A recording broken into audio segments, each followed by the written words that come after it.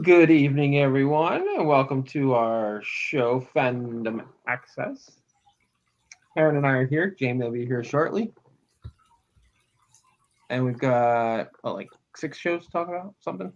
We got a busy slate tonight, yeah.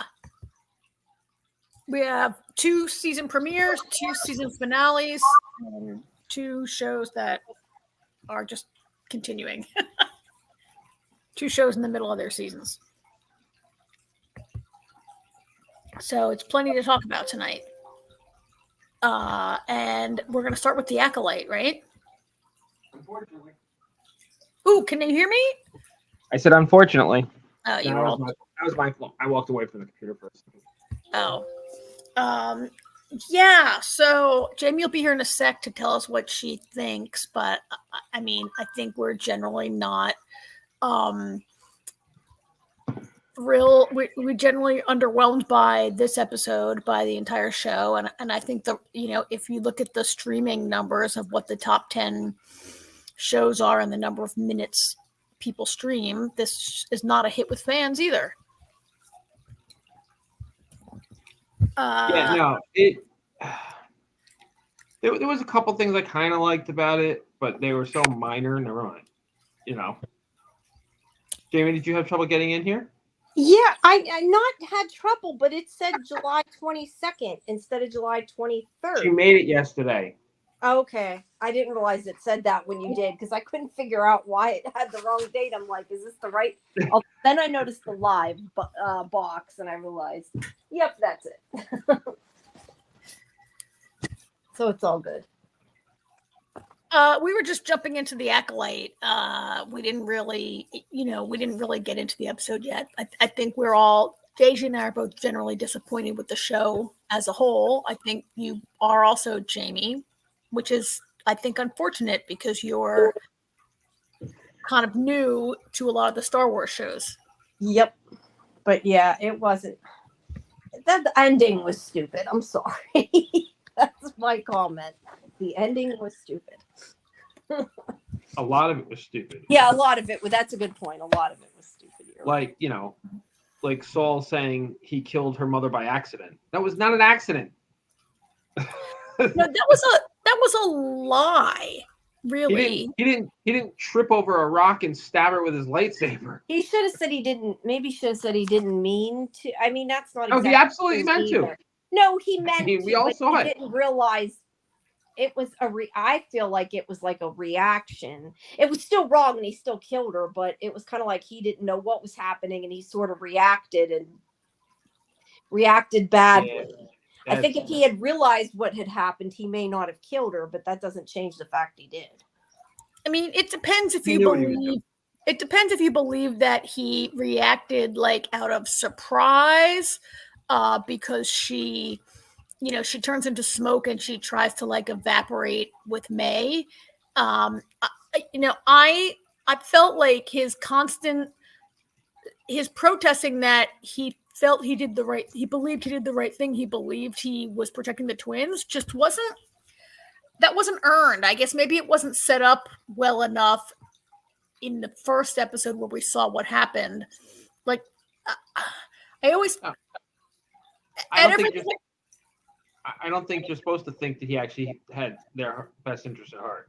He's self-righteous. That's the bottom line.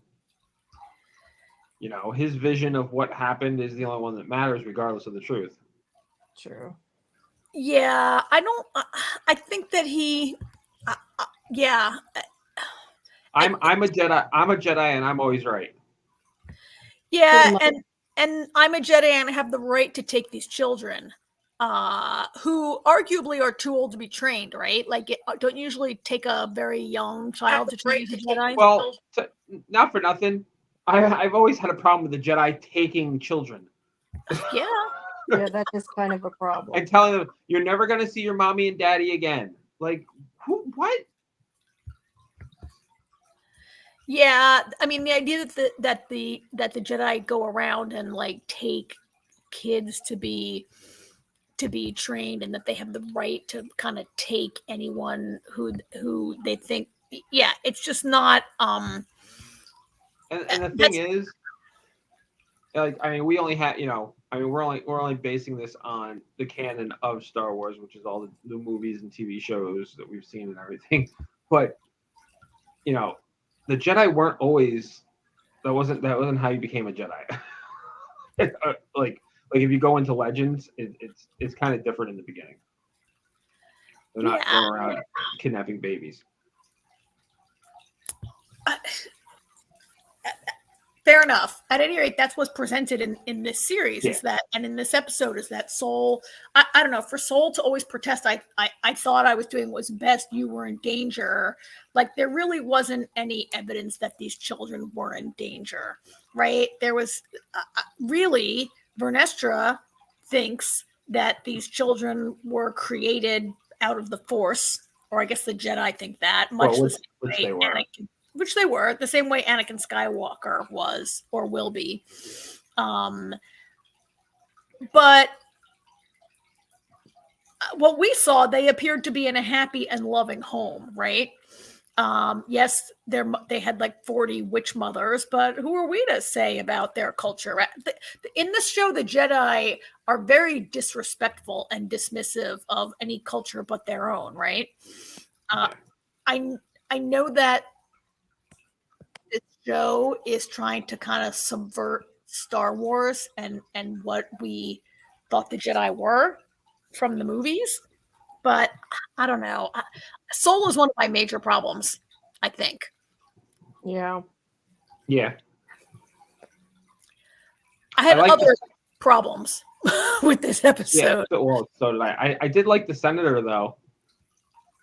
Vestra. I liked him. I was like, yeah, you go, Senator. Strip them Jedi of their power. Yeah, his name is Senator Rayancourt. And he's been like all on the Jedi for a couple episodes, right? He's like, we need an external review of the Jedi. You two, I don't trust you. I don't think that you guys, like, you have too much power or whatever. And in the end, like, we see that Vernestra is totally corrupt, right? And she blames the whole thing on Soul. What did Jamie say in your text? She created a cover-up to cover up the cover-up. Yeah, basically. Like, she's just as bad as they are. She's blaming what happened this time on Soul, just like he blamed it on May. Like, she basically did the same. Well, yeah, I mean, she's going to blame it on Soul because he's dead, which I was not sad about. Yeah, no, but I mean, she's lying. Yeah. She's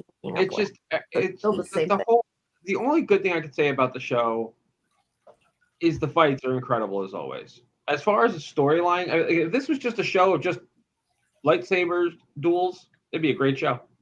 The storyline's just it changes so drastically so quickly. I mean, May and Osha literally both switched points of view.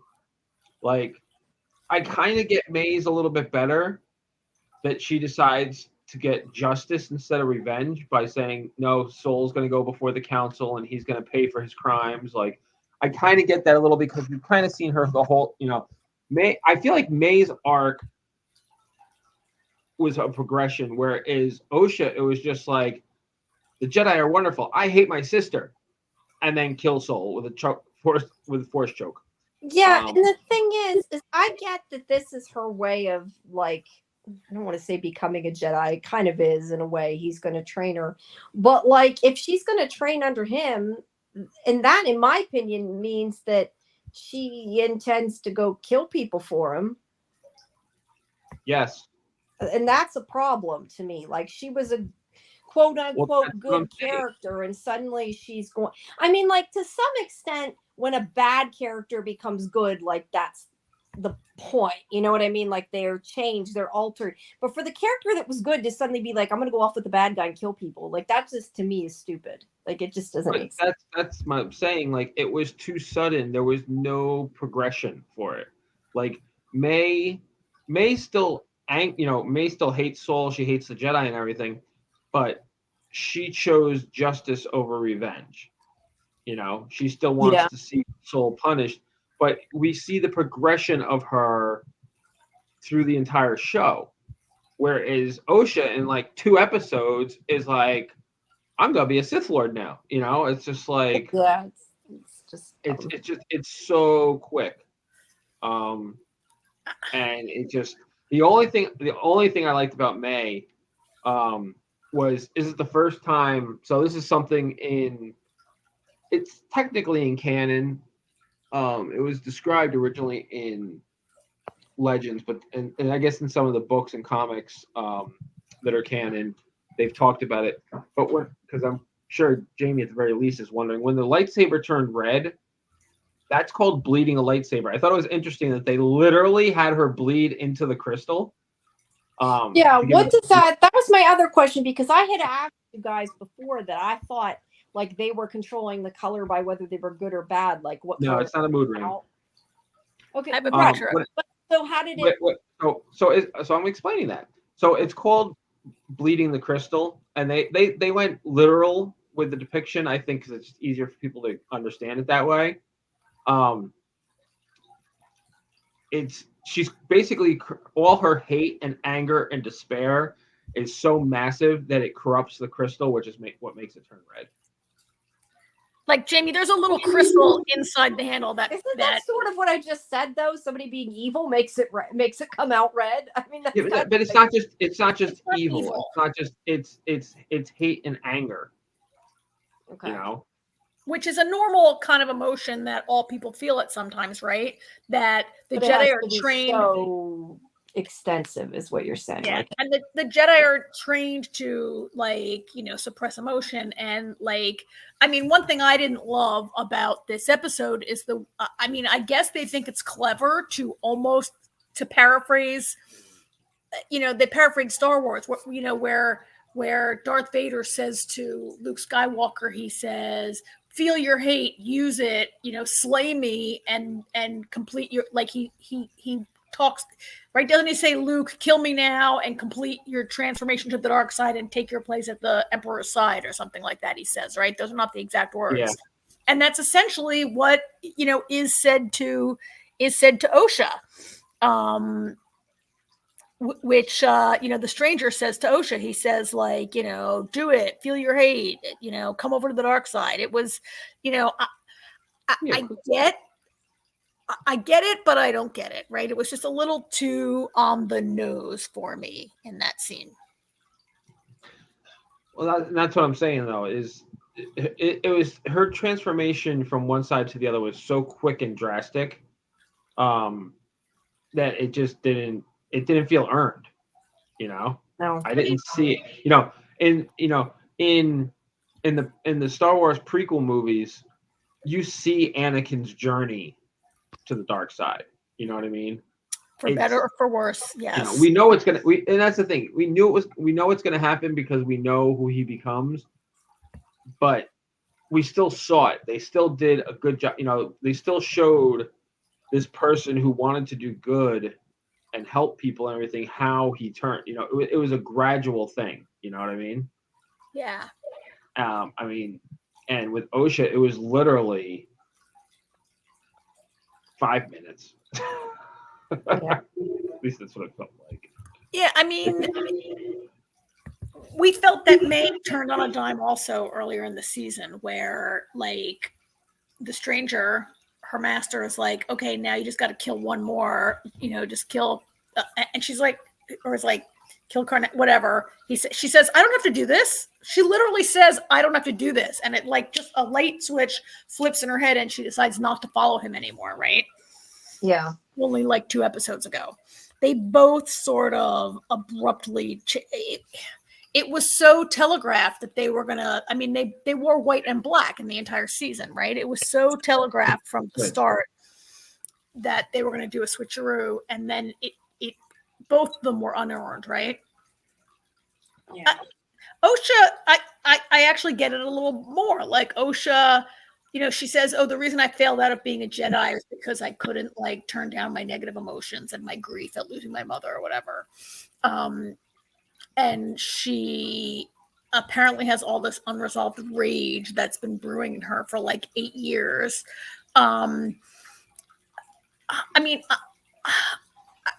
I gotta put part of that on Soul as being a truly terrible master who like didn't like I'm sorry, but like I feel like in these movies, Obi-Wan Kenobi can like sense things that are happening like literally light years away. Like when Alderaan blows up, he says like, I felt a disturbance in the Force, like a million voices cried out and were silenced, right?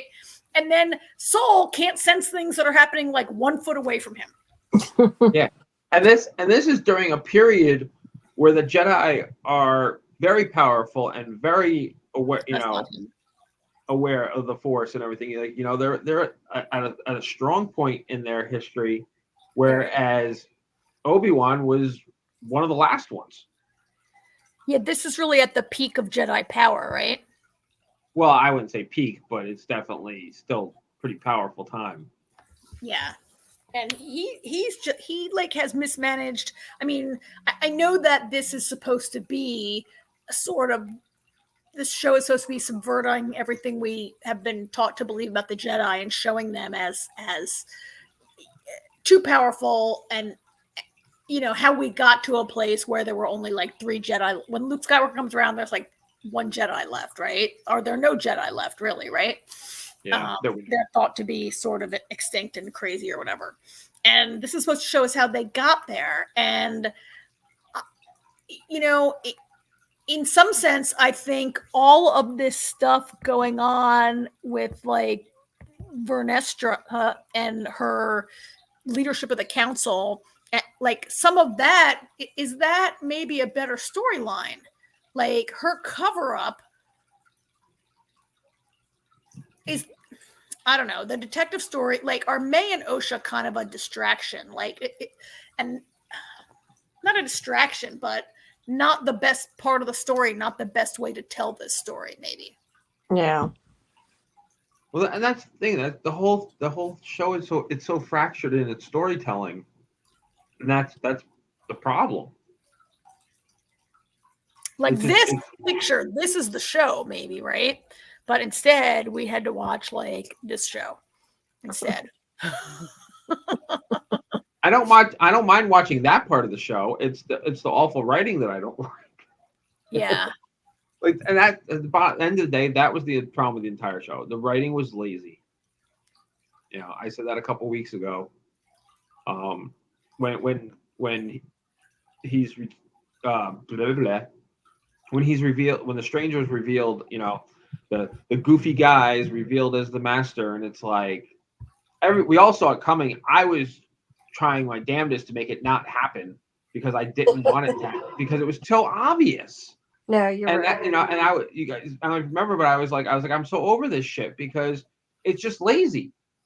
Like they didn't even try. Like they did an awful job trying to disguise the fact that he was the master. Like they made it blatantly obvious, and it's like, what's the point of even hiding it then? But maybe they're not trying to make the show hard to follow. Maybe they're going for an audience. Okay, there's paying less attention. But there's making a show easy to follow, and then there's just lazy. I mean, that's just lazy. I mean, Jamie is not a huge Star Wars person, and now she's not enjoying it either. Yeah, exactly. You see what I'm saying? Like, we're annoyed for different reasons than Jamie is necessarily, but it's just the overall attempt here. And I'll be shocked if they get a season 2.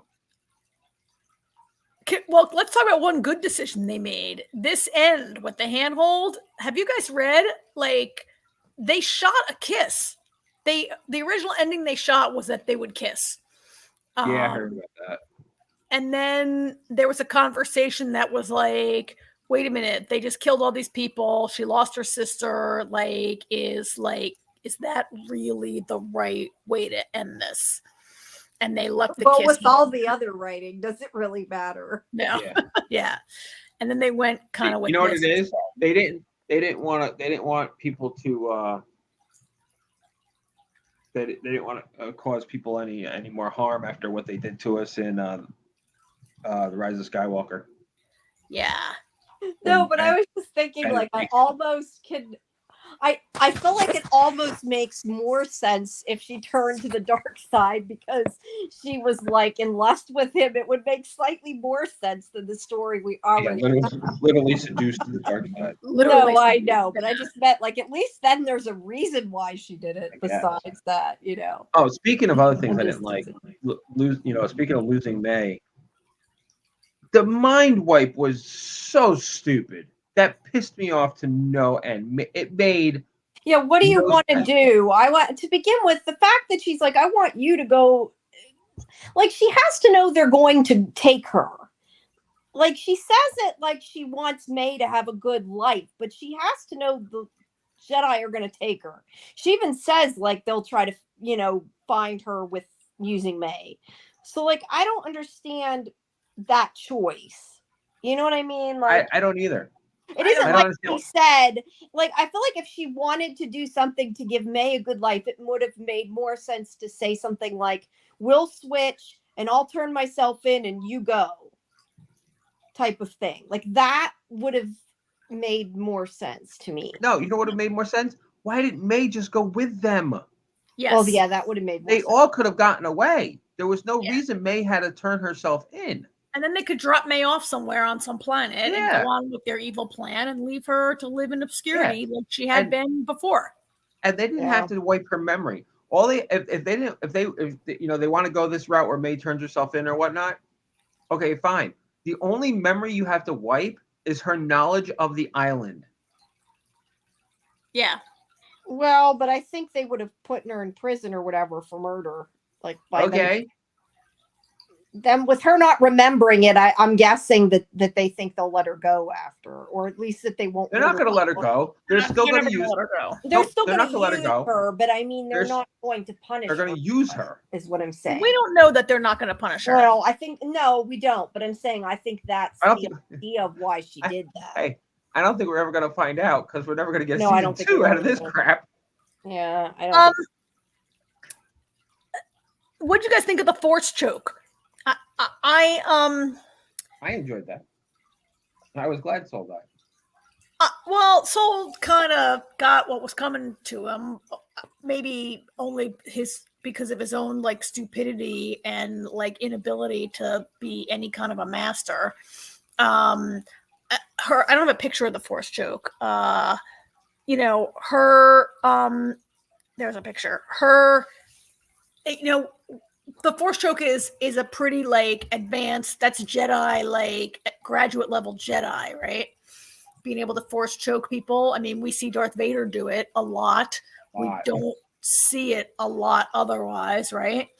And I guess it's her extreme anger and hatred allows her to do that, while her sister, also a force user, stands by and watches and doesn't do anything.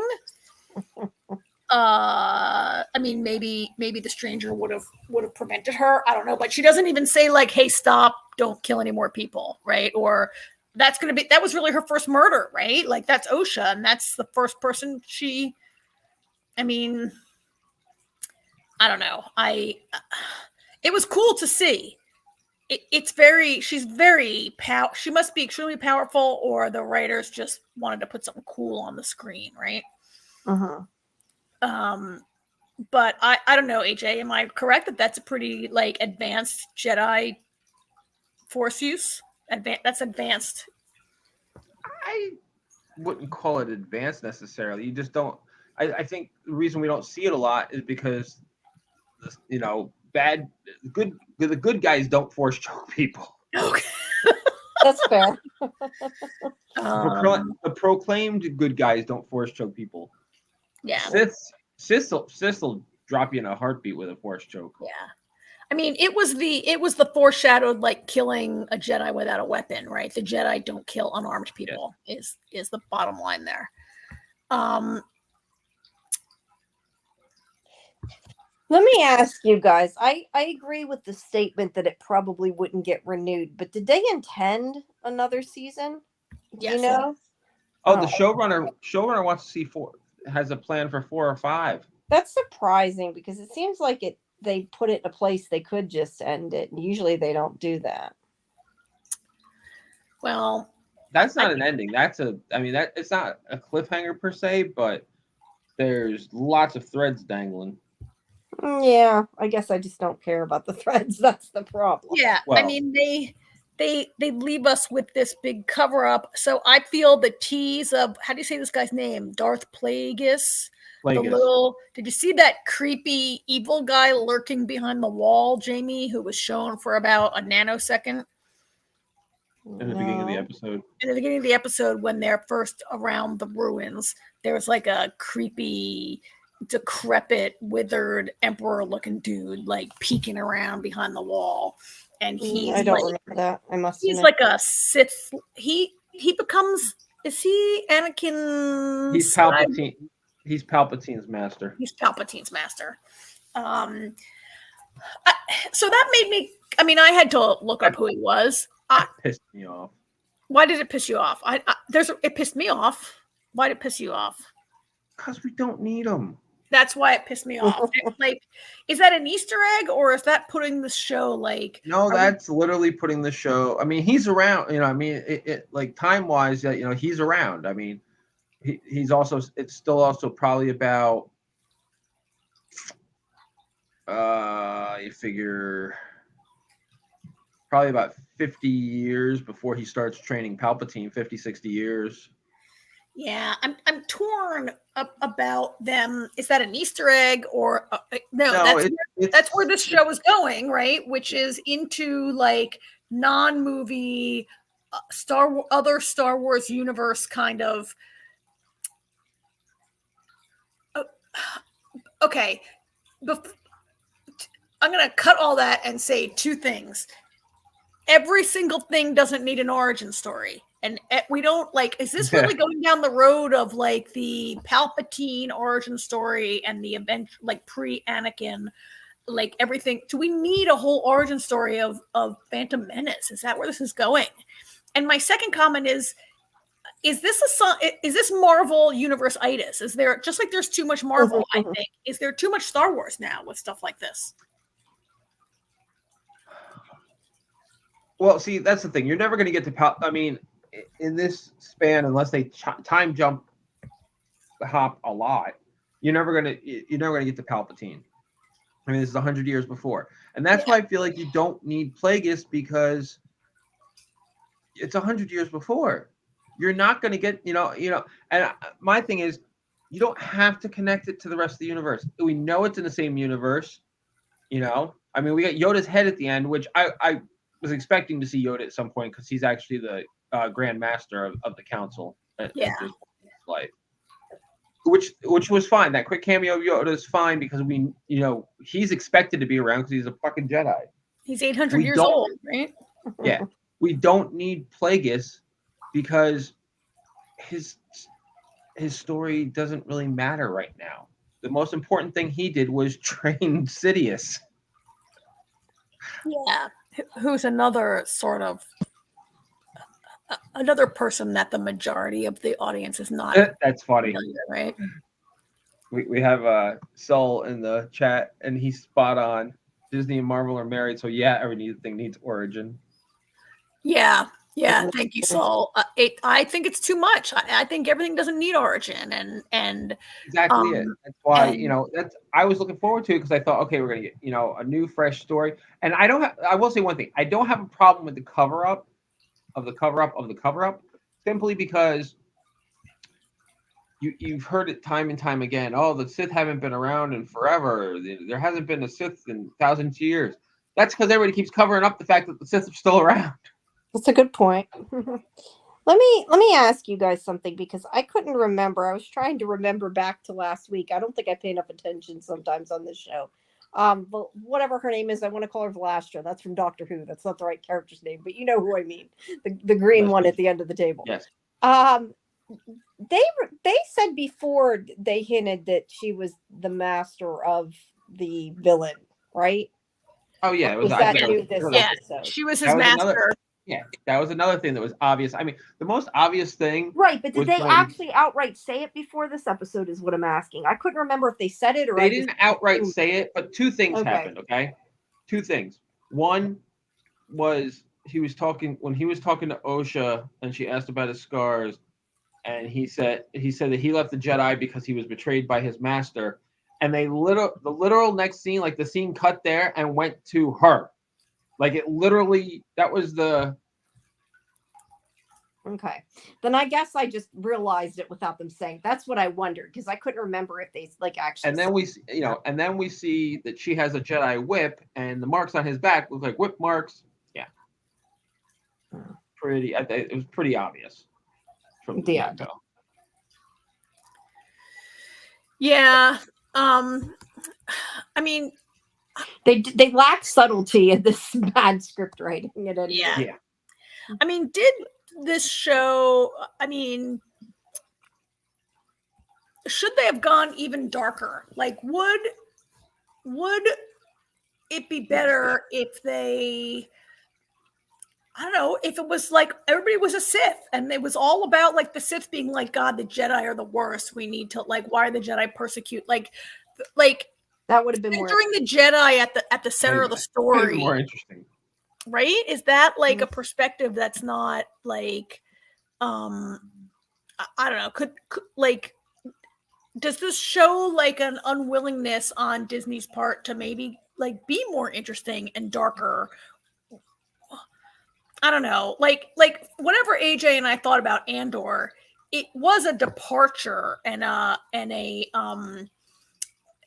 I mean the Force isn't even like in it at all, right? It's like all about the Rebel Alliance like getting started and whatever, and how Cassian Andor comes to be a rebel, and it's a very small story. It's one man's journey. And it's kind of a departure from the big good versus evil themes that we see in Star Wars usually. So it was like, is that in a way a risk that Disney took and it paid off? And was this show just too safe and too, there's also been criticism that maybe television is just not the right way to tell this kind of story. And if this was a 2-hour movie, could it have been really interesting? Or would it have just been like, I don't know, Star Wars, or would it have been like the Phantom Menace kind of over again, right? They could make it interesting in almost 8 hours. Well, yeah. But I mean, these Star Wars shows, the pacing is bad on most of these shows. Even like, I love The Mandalorian, but sometimes in the middle of the season, you're like, is something going to happen, right? Yeah. Sure. Boba Fett was, yeah. Oh, Boba, we're not going there. Yeah. All right. So for a show we hated, we just talked about it for half an hour. So. All right, let's get rid of it. We probably won't see this show. I doubt it gets renewed. Yeah. Yeah, I'll be shocked if it does. Okay. All right. I agree. Ark, all right. Echoes. Jamie, do you have to drop off for a minute? Do you want us to talk about? Yeah, you guys do either House of the Dragon or let's talk about the Lazarus Project. And I'll be back. Yeah. Just text me if you need me before then. The Lazarus Project had its season finale. No, it didn't. We got one more. It had its series finale. We have one more. We have one more. One more? This was episode 7. This was episode 7? Yeah. Wow, it really felt like an ending to me. Nope, that was 7. Wow, this feels like it could have been the ending. Okay, so I was wrong. We have one more in the Lazarus Project. This episode was whack. All kinds of crazy shit happened in this episode.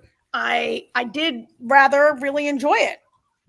Right? This is the episode where they basically have the two Brysons. Bryson, I was gonna say Brandon. The two Brysons are present, and George is like all trying to get Wes to do the reset so everyone can basically come back to life, and she's like, I won't do it no matter what. And it causes George to I don't know. I felt George acted out of character. What did you think? I mean, I think George was desperate. What is George's character though? So they get the two in an effort to everything has gone wrong in last week's episode, and pretty much everybody got killed, right? And the only people alive are George and Sarah and Samson. What did you just call him? Vincent? Samson. This guy are the only people alive.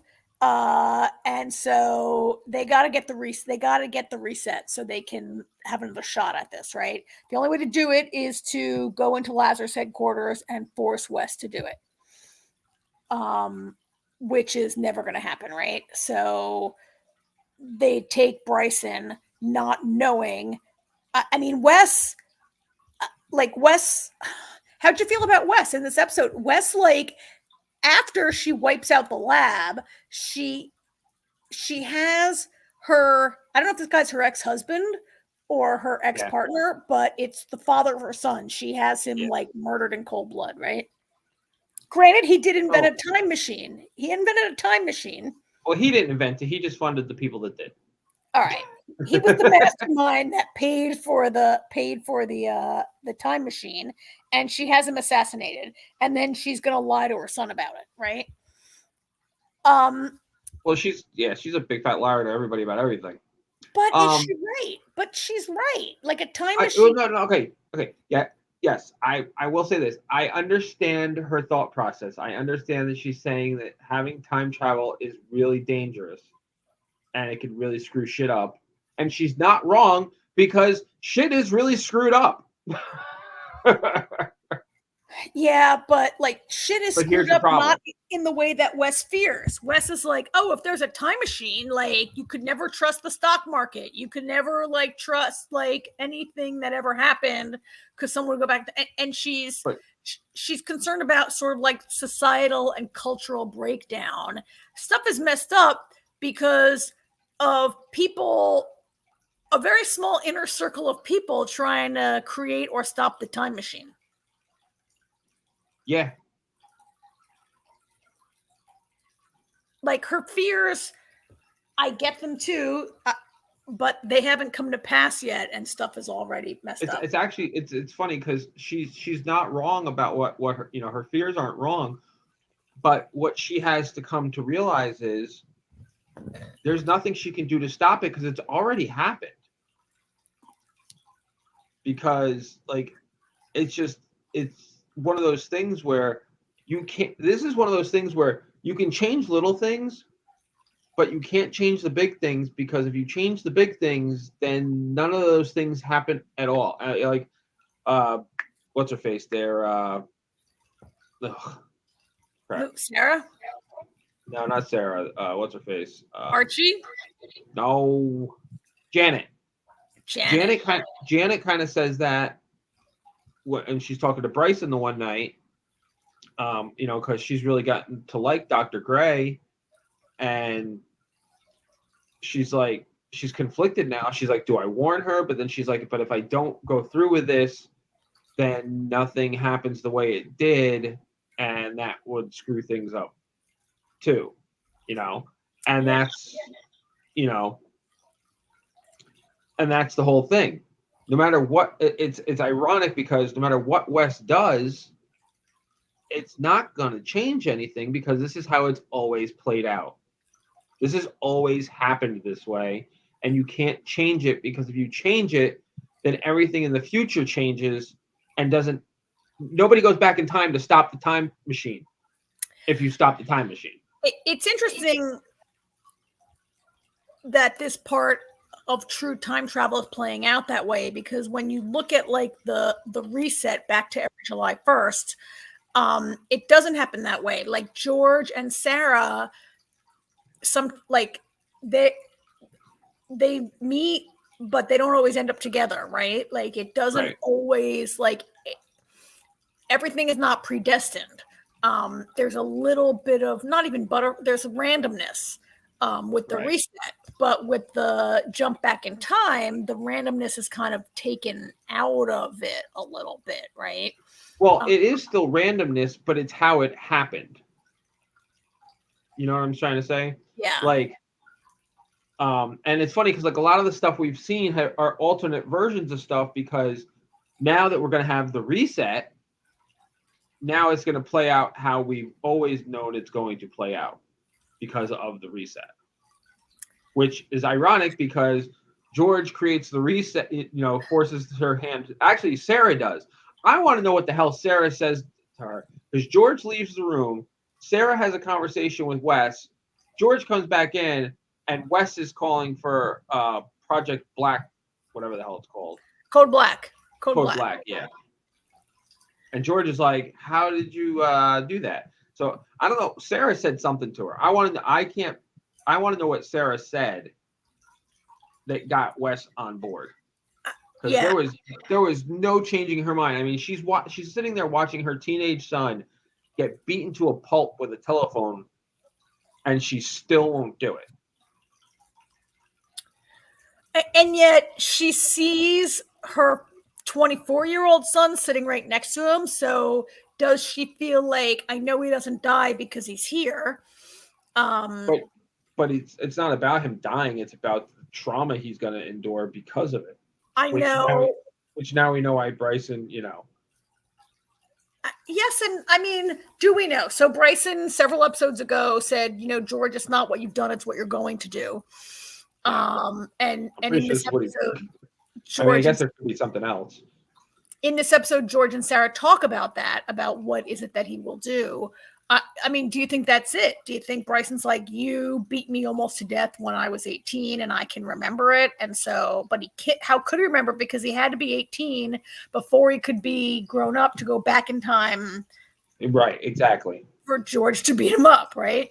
Yes. Like, he doesn't have a memory of it, except that Bryson is not blooping. Bryson is blooping in a way that other people aren't, right? Yeah, Bryson, that part of it I don't get, and it probably Bryson never will. Losing time. Bryson is not. He seems to be not.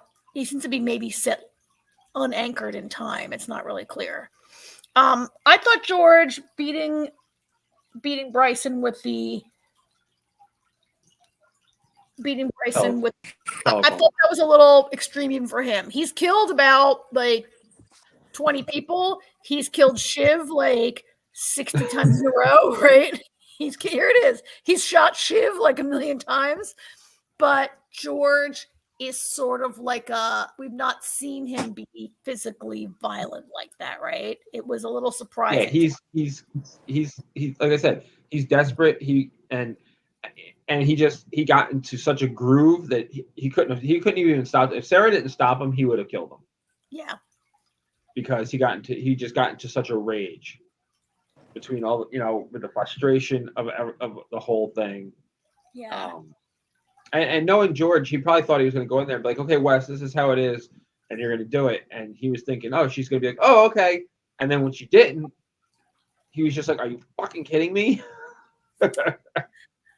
I mean, she either didn't think he'd do it, or she's a woman who's willing to like sacrifice her son for the good of human. Well, she just killed her ex. Yeah. So I mean, a lot of people maybe want fans dream about killing their ex, but fair. Yeah. Yeah, I can't see how it ends. So it ends with the code black. So there's one more shot at it. Yep. But that's what I'm saying. I can't wait to see how the last episode plays out, and I'm sure we're going to be annoyed because I guarantee there's going to be cliffhangers. Yeah, there's no way this can end without like having a big cliffhanger. Yeah. So, Jamie's back, so we can move on to Orphan Black. Or Orphan Black, whichever one. I don't care either one. Let's talk about the Ark. Everybody's waiting to hear about the Ark, right? We have people here who love the Ark. We're so excited to watch it. Let's talk about the Ark first, and then we'll come back and talk about Orphan Black, okay? Sounds good. So this was the Ark season premiere. Season 2 premiere after, at the end of last season, when the planet almost blew up and the Ark is disabled. And in this episode, they have to rely on Mrs. Maddox, Dr. Maddox to Ark 15 to save them. Maddox is a nut. Yeah. Yeah. This is my favorite part, maybe. when they came out the side of the ship. Maddox, yeah. So I mean, the whole kind of thing is about them having to rely on Arc 15 to save them, and Maddox is not really helpful. She's like, "Oh, I'll save you," and then she's like, "Oh, actually, I only can save 4 people." Yeah, I wanted her to turn around and be like, hey, I tell you what, we just saved our ship, just saved your ship. So how about we do this? How about we take all your people and put all your people on Arc 1, and we take Arc 15 and we go about our merry way since we saved you. That's what I want. Something to say, something like that. I know, right? Except they have no weapons or ability to. Like we wouldn't have been, we wouldn't have been disabled if not for saving your ass. So, and Maddox she's weird because like, it's like on one hand she just seems like that mustache twirling villain, but on the other hand she's like, at the end of the episode when they're like, we're gonna fix our ship and we'll see you there, and she's like, okay, yeah, no problem, see you there, just don't bring my daughter. Yeah. Who I want to know more about her because failed experiment. What they do to her daughter. We always knew she was a little weird to begin with. There might be more going on there than we first knew in season 1. And I'm upset. Now we have 2 doctors. We don't need 2 doctors. Every futuristic show, you only need 1 doctor. As soon as one, if one dies, the other one takes over. If that one's gonna die, you find another one. We have 2 doctors because I'm a little pissed off that they killed Kat. I would have rather they killed Dr. Kabir. So I have some thoughts on that. Sorry, I'm muted. I was Jamie's talking. been quiet. Jamie's been quiet. I was wondering why Jamie was I quiet. started talking, but I was muted. Yeah, I agree. I was pissed they killed Kat. I don't know that I wanted them necessarily to kill Dr. Kabir, but I got to be honest. When they had her quote unquote die, like I thought he just thought she was dead and that she would probably come back before the end of the episode, because I don't know why. I just was really surprised that they killed her for whatever reason. I didn't think they would, but so I was not. I felt like Kat's character didn't really have anywhere to go. We didn't see her almost really at all in the last 2 episodes of last season, which I know because I rewatched them before. I mean, I know she's under like house arrest, or she's confined to quarters kind of because of her part in the mutiny, right? And her big fat lies she's been telling. I do not have a picture of her because of her minimal appearance in this episode, except for her expiration when she's oh, it's true, I dated you for the money and the connections, and then she dies. Yeah. But I think her stuff with Trust was interesting. But yes, I guess you're right. That story is kind of played out. I don't know that we necessarily need it. Her story is played out. She doesn't really have much to. She doesn't have any skills, or that she was a shrink. Well, she's a fake shrink. She's like a I know shrink, but she was a fake shrink. But for a fake shrink, though, she did actually help people. Yeah. So I read an interview with the creator or the showrunners, and they said, look, we thought someone had to die. Like, it's a huge explosion of the entire ship. Like someone's got to die. And we talked about whose storyline was kind of completed, and it was hers. Fair. And, she, I wasn't surprised at all. When she died, I was like, oh yeah, what were they going to do with her? What else is there really for her to do? She's a one-note character. Like the joke is played out. The joke that she's like, sort of like, that she's sort of like, like shallow and spoiled and like, I mean, how much more can we play that? Yeah, I wasn't surprised that if someone's got to die, like, is there someone else you rather would have died? Yeah, I told you, Dr. Kadir. Okay. Say that. You did say Dr. Kabir. Okay. Dr. Kabir. Well, I was going to say they need a doctor, but I guess they have the other doctor now. So that's what I'm saying. Well, we know from Walking Dead they always have to have at least one doctor. But yeah, they Right. have And if you have two, then one of them usually dies. Well, I mean, yeah, they have 2 for now. It's not really clear what will happen if they're all going to stay on this one arc. I mean, They have no choice. They have no choice right now because the other arc left. Yeah, Maddox. Yeah, but it's the first episode, and who knows what's going to happen. Maddox is pretty mad. It's funny because Maddox was like, "Oh, I have no room for more people on my ship," and then some got off, but apparently it was the wrong people, right? That got off. It wasn't the one she wanted to get off, I guess. Because it's a doctor. And how do you guys like the new character, Kimmy? I like her so far. Yeah, I like her so far too. But I feel like she's going to be a good character. Oh, Soul, I'm going to step back here. Soul Live has a good point with the death of Kat. There's no one left to keep trust in line. Interesting. To the extent that she was able to, that's kind of a good point, right? She's the one person who yeah. Although I feel like at this point, though, if he messes up too bad, they'll just send him out an airlock. Yeah. He still might. He's the most brilliant person. Yeah, they kind of need him, but I think they would at least be afraid of that. Maybe they need him. Yeah, I like Kimmy, and she appears to be like, what did Maddox say? She's like, you're my closest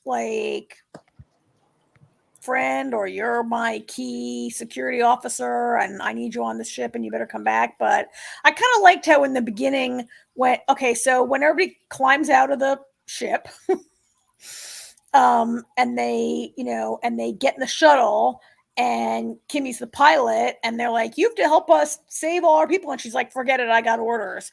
And you think that she's going to be like this hard ass. I mean, maybe she's a red shirt, or she's this hard ass person who's like right up there. Maddox is right, that everyone is in line with Maddox. And I kind of liked how they showed through Kimmy and the doctor. They're like, look, we don't all agree. And I was surprised during their little rebel meeting that Kimmy was there. I was a little surprised. The doctor didn't surprise me at all, but when I saw Kimmy there, I was like, oh shit, I did not see that coming. Yeah, so I kind of like that. Yeah, I like how they turned that around a little bit. I don't like Kelly having sort of a resurrected storyline, and now we're kind of supposed to feel bad for her because her I didn't feel bad for her last season. Also, no matter how much of a jerk your mother is, you shouldn't be turned she's a sociopathic maniac. Not only does she have a bomb in her neck, but we saw how her blood transfusion cured Angus almost immediately, right? Dr. Kabir's like, Angus shouldn't be getting well this fast. What? Yeah. Here he is. Well, that's a storyline that we're gonna find out eventually. There's something going on with Kelly. Clearly, when Maddox referred to her as a failed experiment, there's definitely some kind of genetic engineering going on with her. Kelly's a zombie. She is. She kind of looks like a zombie right now, too. She does look like it there, yeah. Well, given that, is she even really Maddox's daughter? Maddox says she's just a failed experiment, right? And given that we know that Garnet is a clone. Right? Garnet is a clone who was raised in a lab. I feel like we're getting a storyline where she's going to come to feel real empathy for Kelly, whatever is up with Kelly, and maybe they might have some sort of, I don't know. She might, not that they're going to become friends, but she might have some insight to whatever. I don't know. I'm speculating now, but Garnet's a clone, and it hasn't really been explored that much. I could see a storyline here where we end up maybe liking Kelly, because I mean they could do a story where none of this is Kelly's fault. You know what I mean? The crazy psychopathic stuff she did was a little her fault, though. But it might not be. You know what I mean? Depending on what has been done to her. Yeah, I guess. I'm not saying that's the case. I'm not saying that's the case. I'm not saying I'm definitely going to be like, oh, Team Kelly now. I'm just saying they could go in that direction with it. Mm-hmm. Yeah. Well, I just was going to say, for people who haven't seen it or don't know, make sure that you go over at some point to Scifi-vision.com, because I put up the interviews after the episode had aired. There's one with Dean Devlin and Jonathan Glasner and Christy Burke, and then who plays Garnett, and then Ryan Adams and Stacey Reed are there as well, who play Angus and Alicia. But I asked about Kelly because the thing is, it's interesting, and I enjoyed that conversation. The producer, Jonathan Glasner, that's her father, the one who plays Kelly. Yeah. Oh, that's her father in real life? Yeah, and they talk about how she was just supposed to be in for a very brief storyline, and that the people, the other heads of the show, liked her and wanted to keep the character on, so they expanded her story after the fact. So yeah, this is her first acting gig. Yeah, pretty much. Yeah, I had talked to her last season, and that was up too. But if anybody wants to watch that hasn't, it's still there. So yeah. Can we talk for a second about really about these two sort of like driving so much of the action for the entire episode? Really, like, I kind of really liked how Bryce decides to stay. You know, he goes back onto the ship. He's really like, you know, he's he tries to find Kat, and then together they are sort of like putting me back together. And I just, I forgot how much I like these two together. Yeah. And how good sometimes their stories are. I guess partly because they're both like bridge officers and so involved in leading the ship, and it's not a distracting romance. It's like a functional romance that drives story sometimes. I enjoyed them. I like the fact that he like gets her woken up, gets her up and running, and she immediately is like, all right, back to work. That's what she always does. Yeah. And he's like, no, rest, relax. And she's like, we're all going to die if I'm the only person. And she's like, it's not like it's not ego. It's the truth. That's why I said she's not completely wrong. Yeah. Yeah. I like them together. Yeah. Yeah. I do too. And he's not falling asleep all the time or passing out all the time now either, which is good. Yeah. Yeah. So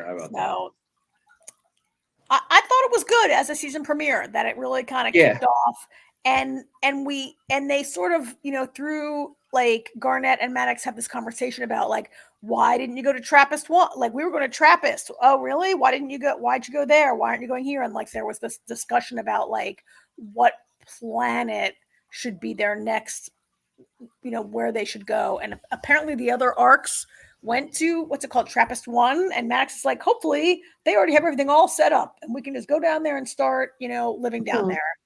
And I'm thinking to myself, oh yeah, until you try to take everything over and make yourself like empress of the planet, right? Yeah. Well, at least she's like, we'll let you come in, just don't bring Kelly. Yeah. I like what she's like, wait, why did you come to Proxima then? You know, if you had better feelings about the other planet. She's like I'm impatient. Proxima's closer. Yeah, that's a lie. That's a lie, right? I mean, no, I don't know. I kind of believe that. I mean, I kind of believe maybe she wanted to establish her own colony where she could just be the boss of everything. I would believe that. Yeah, and I think she wanted to beat Trask there too. So her saying it's closer may have just simply been she wanted to be there first. Well, yeah, because Arc 1 got sent to Proxima. It was later that the later Arc were on Trappist, right? But did she know that he was on the Ark? So remember, he was in the secret room. Yeah, he was in I don't know if she knew he was on there, but she might have still worried he was trying to get to one of the planets. I don't know. I just knowing her, she may have wanted to make sure she was the first one anywhere. You know what I mean? Like it didn't matter. She just has to be first.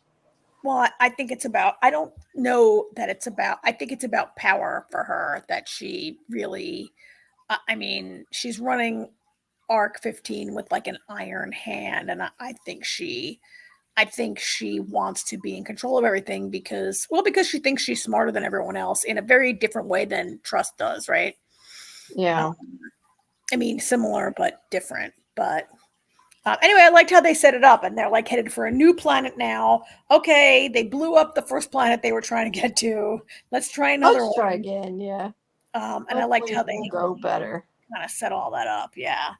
You know, as Saul Lives pointing out, there were no like dead moments in this episode. That's a good point. It was well paced. It moved along. Everything kind of made sense. It was great. And so my Spanish is not great, but I think we're seeing that so far it isn't. Season 2 is not available in Uruguay. Welcome, Ale. I hope you're finding a way to watch the show and follow along with our conversation, and that you guys will get the season soon in Uruguay. I know it was on Peacock after the fact, but I don't know if they may not get that there either. I don't know. And maybe, I mean, there are ways which we don't necessarily talk about or endorse, but there are ways to watch things that are not yet available in your country. Yeah. So all around a pretty good season premiere. It gives me, hope, and, let's remind everyone how much I hated this show at the beginning of season 1. Yeah, and Karen and I were not the biggest fans. I told you to keep watching it. You liked it. So. I know. It took a few episodes for us to get hooked. Yeah. And we came around. So, okay, let's keep it moving. We got a bunch of other stuff to talk about. Echoes. Let me find. I have like 50 million images in here. Let me find Echoes. Okay, this was the flashback episode. Yeah. And this finally explain. Every time you guys keep saying things, I'm like, but you don't know what's going on. And like I kept trying to I couldn't explain what I was talking about. I mean, this kind of finally explains everything of why everything happened. Not that it's a legit reason for her to do what she did in any way, but it finally explains why she did it. Yeah, this is the episode where like Kira sits down on a bench with Lucy and it's like, I'll tell you everything. And then we get the long story of who Eleanor was. And it turns out Eleanor was Kira's wife. How do we feel about this development in the story? Well, I have to say, watching it back, there were like a lot of clues along the way that I did not, pick up on, that I noticed this time. So they definitely hinted at it a lot. I mean, even back in the first episode, you guys even mentioned about she had a wedding ring, and you were saying, is she married? And then you kind of forgot about it. Like, even back then. I don't remember saying that. You did. One of you did. I don't know. Yeah, she had a wedding ring, and also like the lamp and the house. And then I kind of assumed. I will say though, when she made that phone call in the bathroom where you were talking about the wedding ring, I kind of assumed that she was listening. If I'm trying to remember, it's been a while since I've seen it, but kind of assumed that she was listening to a voicemail or whatever, and that the person was dead. But I mean, I didn't know who it was. I didn't connect the dots of it. Yeah. But yeah. So we saw how like Kira was a researcher, like Eleanor was a brilliant like Alzheimer's researcher. Because Melissa, who we met in the memory care facility last week, was her mother, and that her Alzheimer's motivates Eleanor to become a scientist. Kira's in her lab. Kira quits the lab, gets another job. They re-meet at this Christmas party. They get together, and they like get married and have a whole life together. Until when they have a son, right? Who we have met earlier. And then it turns out that Eleanor also gets Alzheimer's disease. But it's an early onset Alzheimer's that her research really isn't helping. Yeah, she got it around the same age as her mother. Yeah. Right. And so Kira gives her own experimental surgery or whatever, and it appears to have worked, and then the next day she's dead. In the meantime, she printed new neurons for her. And it worked in her brain. Yeah, and it worked for a minute. Yeah, we don't really know why she died. I mean, whether she died from what she did or she would have died anyway, or I mean, we don't really know. But people from temporarily people like my limited experience with people who've had Alzheimer's, they don't like sit with you in the garden one day and necessarily are dead the next day from Alzheimer's, right? Probably not. It's probably from the brain surgery, but it's from the brain surgery, and I think that would explain part of Kira's like terrible trauma about it. And then we see how in the meantime, this might be the most annoying part of the whole episode to me. Here's where I feel like the writers made a mistake in tying this so closely to the original by making this character be Kira Manning. And I think that if she was just a brilliant scientist who did this and wasn't Kira with Kira's background, I could accept it more. But to see scenes of Kira Manning like getting involved with like a billionaire in biotech research about cloning people, like it just to me is a huge weakness in the story that this character would do this. We complain about this every week, AJ and I do, right? Well, no, I agree with you. I mean, obviously, and this is what I was, waiting to talk about because you didn't know about why she did it. I mean, obviously, she did it because she was in pain because she lost her wife. But I agree. I don't know that after everything Kira went through and everything she watched her mother go through, it's kind of hard to believe that she did it anyway. It's really responsible. I mean, I will say this. I get it. Responsible. she's in a lot of pain and everything. She did try to prevent it from going any further than, and it was kind of twofold. I mean, part of it was because she missed her wife, and the other part of it was, she was blamed going, herself probably for well, she was going to try and do research and see if they could stop it, or learn from it, or because here you have this young person who is going to develop Alzheimer's, they might be able to cure it. Yeah. I mean, the thought process behind it, I get, and she was going to make the one and destroy the machine, which she did. Only it turns out that, I'm looking you research assistant. I think he double crossed her and went and sold the secrets to the billionaire. Because I thought that was a great ending when she goes, well, what about Lucy? And she's like, who the hell's Lucy? Not Lucy, Jules. Jules. She goes, what about Jules? And she says, who the hell is Jules? She's like, I didn't do that.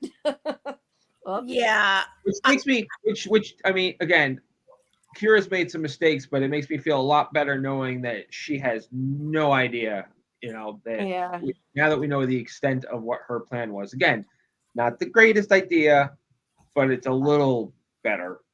Yeah, but it's like the fact that she's so surprised, though. It's like, this is what happens. This is why you don't clone or print people. Well, yeah. This is why you don't play with this shit. Which, by the way, and also, go ahead. My point. You go ahead. My point was pointless. I was going to say, Kira Manning of all people should know that don't make a handshake deal with a billionaire. Like what? Like she says to the guy, "We're doing it just this once." And then never again. And this guy all along, he was like, oh, it doesn't. Okay, it would be bad to do this, but really, it's not about the end product. It's about what we learn from the science along the way, which is like so many Bullshit alert! Bullshit alert! That's what that right? is. Yes. Like how many evil scientists have said that in movies? Yeah. And he's like, oh, just what we'll learn from it. And she's like, okay, just this one. And like, just this once, because it's the person I love. Like Kira, like that's bullshit also, right? Like Kira was against it until the person that she loved died, and now it's okay. Oh, Now it's okay. okay, I'm thinking of like people like George in the Lazarus Project, where let's not turn back time except when it's my girlfriend, and then I'm gonna like blow up a nuclear bomb to like turn back time, right? Like when the person Kira loves died, and Kira had like. Look, I'm not saying she shouldn't be in a lot of pain. I'm saying that when her wife was in a slow decline and she had maybe some time to know what the outcome was eventually going to be, and like maybe she should have dealt with it instead of like had some therapy and come to terms with the fact that she was eventually going to lose her wife, and not be like, oh, you know what, I'm just going to clone her. And like, she's going to clone her and bring her back at a younger age so she can have time to like study the disease and cure it in the next 20 years. But the idea was that Eleanor was going to wake up with full memories and be like, oh, I'm so happy to be a young bot. Like, what? And like, what were they going to tell the son? And like, they're like, I don't know what this plan was, but if it wasn't, again, Kira Manning of all people should know better. Right. And then this guy, like, don't trust your lab assistant either. Well, I think it was you, Karen, a little bit ago who said it too, though. It may partially be also that she feels guilt because she killed her. I think that the surgery is what killed her. And, you know, she could have let her live out those years without her memory, but she chose to be selfish in a way and give her the neural. Not for nothing. Because she didn't make the choice. Kira did. I mean, she was too far gone. Well, not for nothing. I actually think the way it ended up was better than the alternative. It probably was. That's why I kind of question, though, that like someone who worked and studied in that area, knowing that her medicine or whatever wouldn't work with the Alzheimer's she had, she has to know what people go through with Alzheimer's because she studied it and because she went through it with her mother. So I kind of question, though, that they didn't have a conversation like, if you ever get, you know, this could happen to me. It happened to my mother. But not even just that, but just saying like, if the research gets better and there's a possibility you can fix me down the road after I don't remember anything, do I want to do that? Like, because that's what I said, like Kira made the choice. Obviously she was too far gone, but I feel like they should have had some kind of conversation about it because being in the field she was, I would think she would know that there could be a possibility, like, you know, that at some point they could do something. So I don't know. To be fair, history is full of people making bad decisions because of someone they've lost. Yeah. No, yeah, you're totally like real history. Yeah. No, you're totally right. But like this, like to do this, I mean, a little extreme. Just a little. Yeah. And again, like if this was a show that took place in the same universe but not with one of the same characters, I could get behind Kira's actions a little more. I just think that like trust of big pharma, trust of big companies, trust of billionaires, trust in science, pushing the science as far as it can go, are things that she. The road to hell is paved with good intentions. No, but they kind of explain it away by her saying like, "Oh, I'm estranged from my mother because of my difficult childhood. Oh, I don't really talk to my family because of my difficult childhood." Like they're explaining like no one else is in the show, but you know what though? She's a lot like Cosima. Yeah. Because it's that scientific ego. That's true. Cosima made some questionable. We got mad at Cosima a lot. Cosima made a lot of questionable decisions. Yep. Even like in the audience here, I'm trying to remember. I think she did. Cosima decided to work with Delphine. I mean, well, because she thought she was hot, but also because she wanted to push the science, and Delphine pushed Cosima to be a better scientist, right? Yeah. But I think, what was it, AJ or Jamie who said you think that this guy sold like? Yeah, I said it. AJ said it because I can't comment. I said it because Jamie can't comment. Oh yeah. Comment. Yeah. There's nobody else knew. It had to be him. I like him though. He's. I mean, unless the only alternative is the billionaire had the lab bug.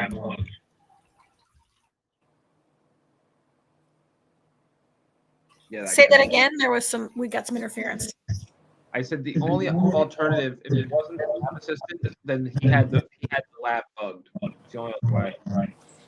Daros. I was almost going to call him Davros instead of Daros. Daros, not Davros. Yeah. I mean, so it was a nice episode. I think that there's another version of this episode where Kira just in 3 sentences says, "Oh, I was married. I lost my wife. I created you." But that would not well, at least she didn't forgive her. Oh, it's okay. I understand. Well, like this and this, it's necessary to get to Kira's motivation and why she would do something so horrible. Oh, yeah. But I did like the interpersonal scenes of Lucy being like, "Oh, so what? So you just created me and I was just going to wake up and be like, what did you think was going to happen? I'm not her. I'm not like her." Coming. Yeah. And yeah. Well, before we wrap up our discussion, let me put on the interview with Rhea, who plays Eleanor, the elder. Yeah, her. And I will say there is a small spoiler in here, but so if you don't want to know absolutely anything, you might want to wait to see it. But AMC didn't consider it a spoiler. I kind of did. So, but it yes, is exactly. Yeah. So did you work at all with Kristen and Amanda to sort of get her as the same person, same mannerisms, that kind of thing at all, or did you all sort of do your own version of it?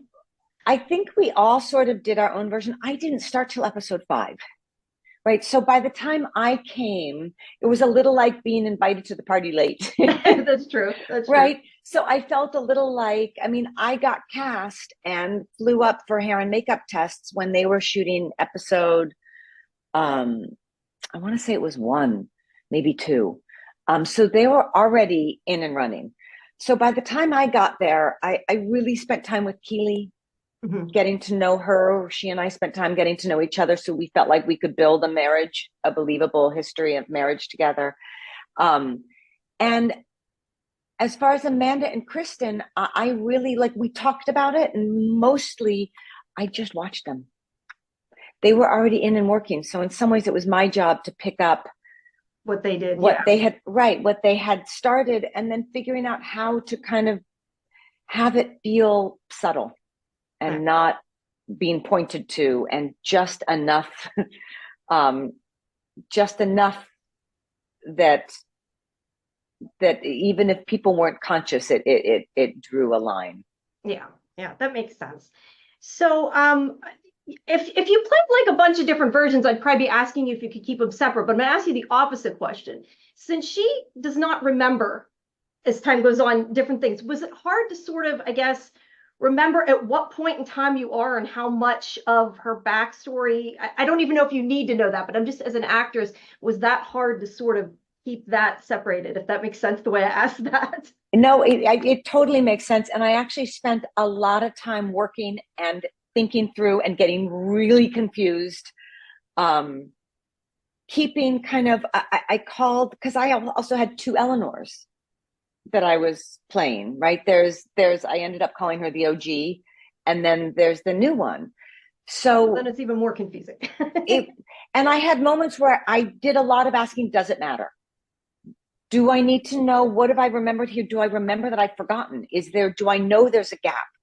Do I know that I've started from 0 as the old? So there was a lot of questions. And sometimes I would get on set and say to the director or to Anna, whoever was there, sometimes I was trying to put too much, right? I would realize that it actually, let it all go. It doesn't matter. She doesn't need to know that. The audience doesn't need to know that. Just trust just trust being there, because sometimes it really felt like I was trying to be really thoughtful, and how much do I keep in the fact that I know something's going on with her? Have I forgotten? Like, it was really complicated. But I had a lot of people to lean on and to ask questions to. There we go. And of course, the rest of that, if you want to listen, if people want to listen to it, they can watch it on scifivision.com or on the YouTube channel. If you're watching this through our YouTube channel right now, if you're watching our podcast, it's there too. But yeah. Cool. Thanks, Jamie. That was cool. And I think that's a good way to wrap up our discussion of this show. Yep. And let's talk about some Snowpiercer, you guys. All right. Yay. The final season of Snowpiercer. Thank God. We were all so disappointed when it looked like this show wasn't going to be back, and when it went into limbo. And I know we were all pretty excited to see this. I thought it was a pretty good season finale. How did you guys like it?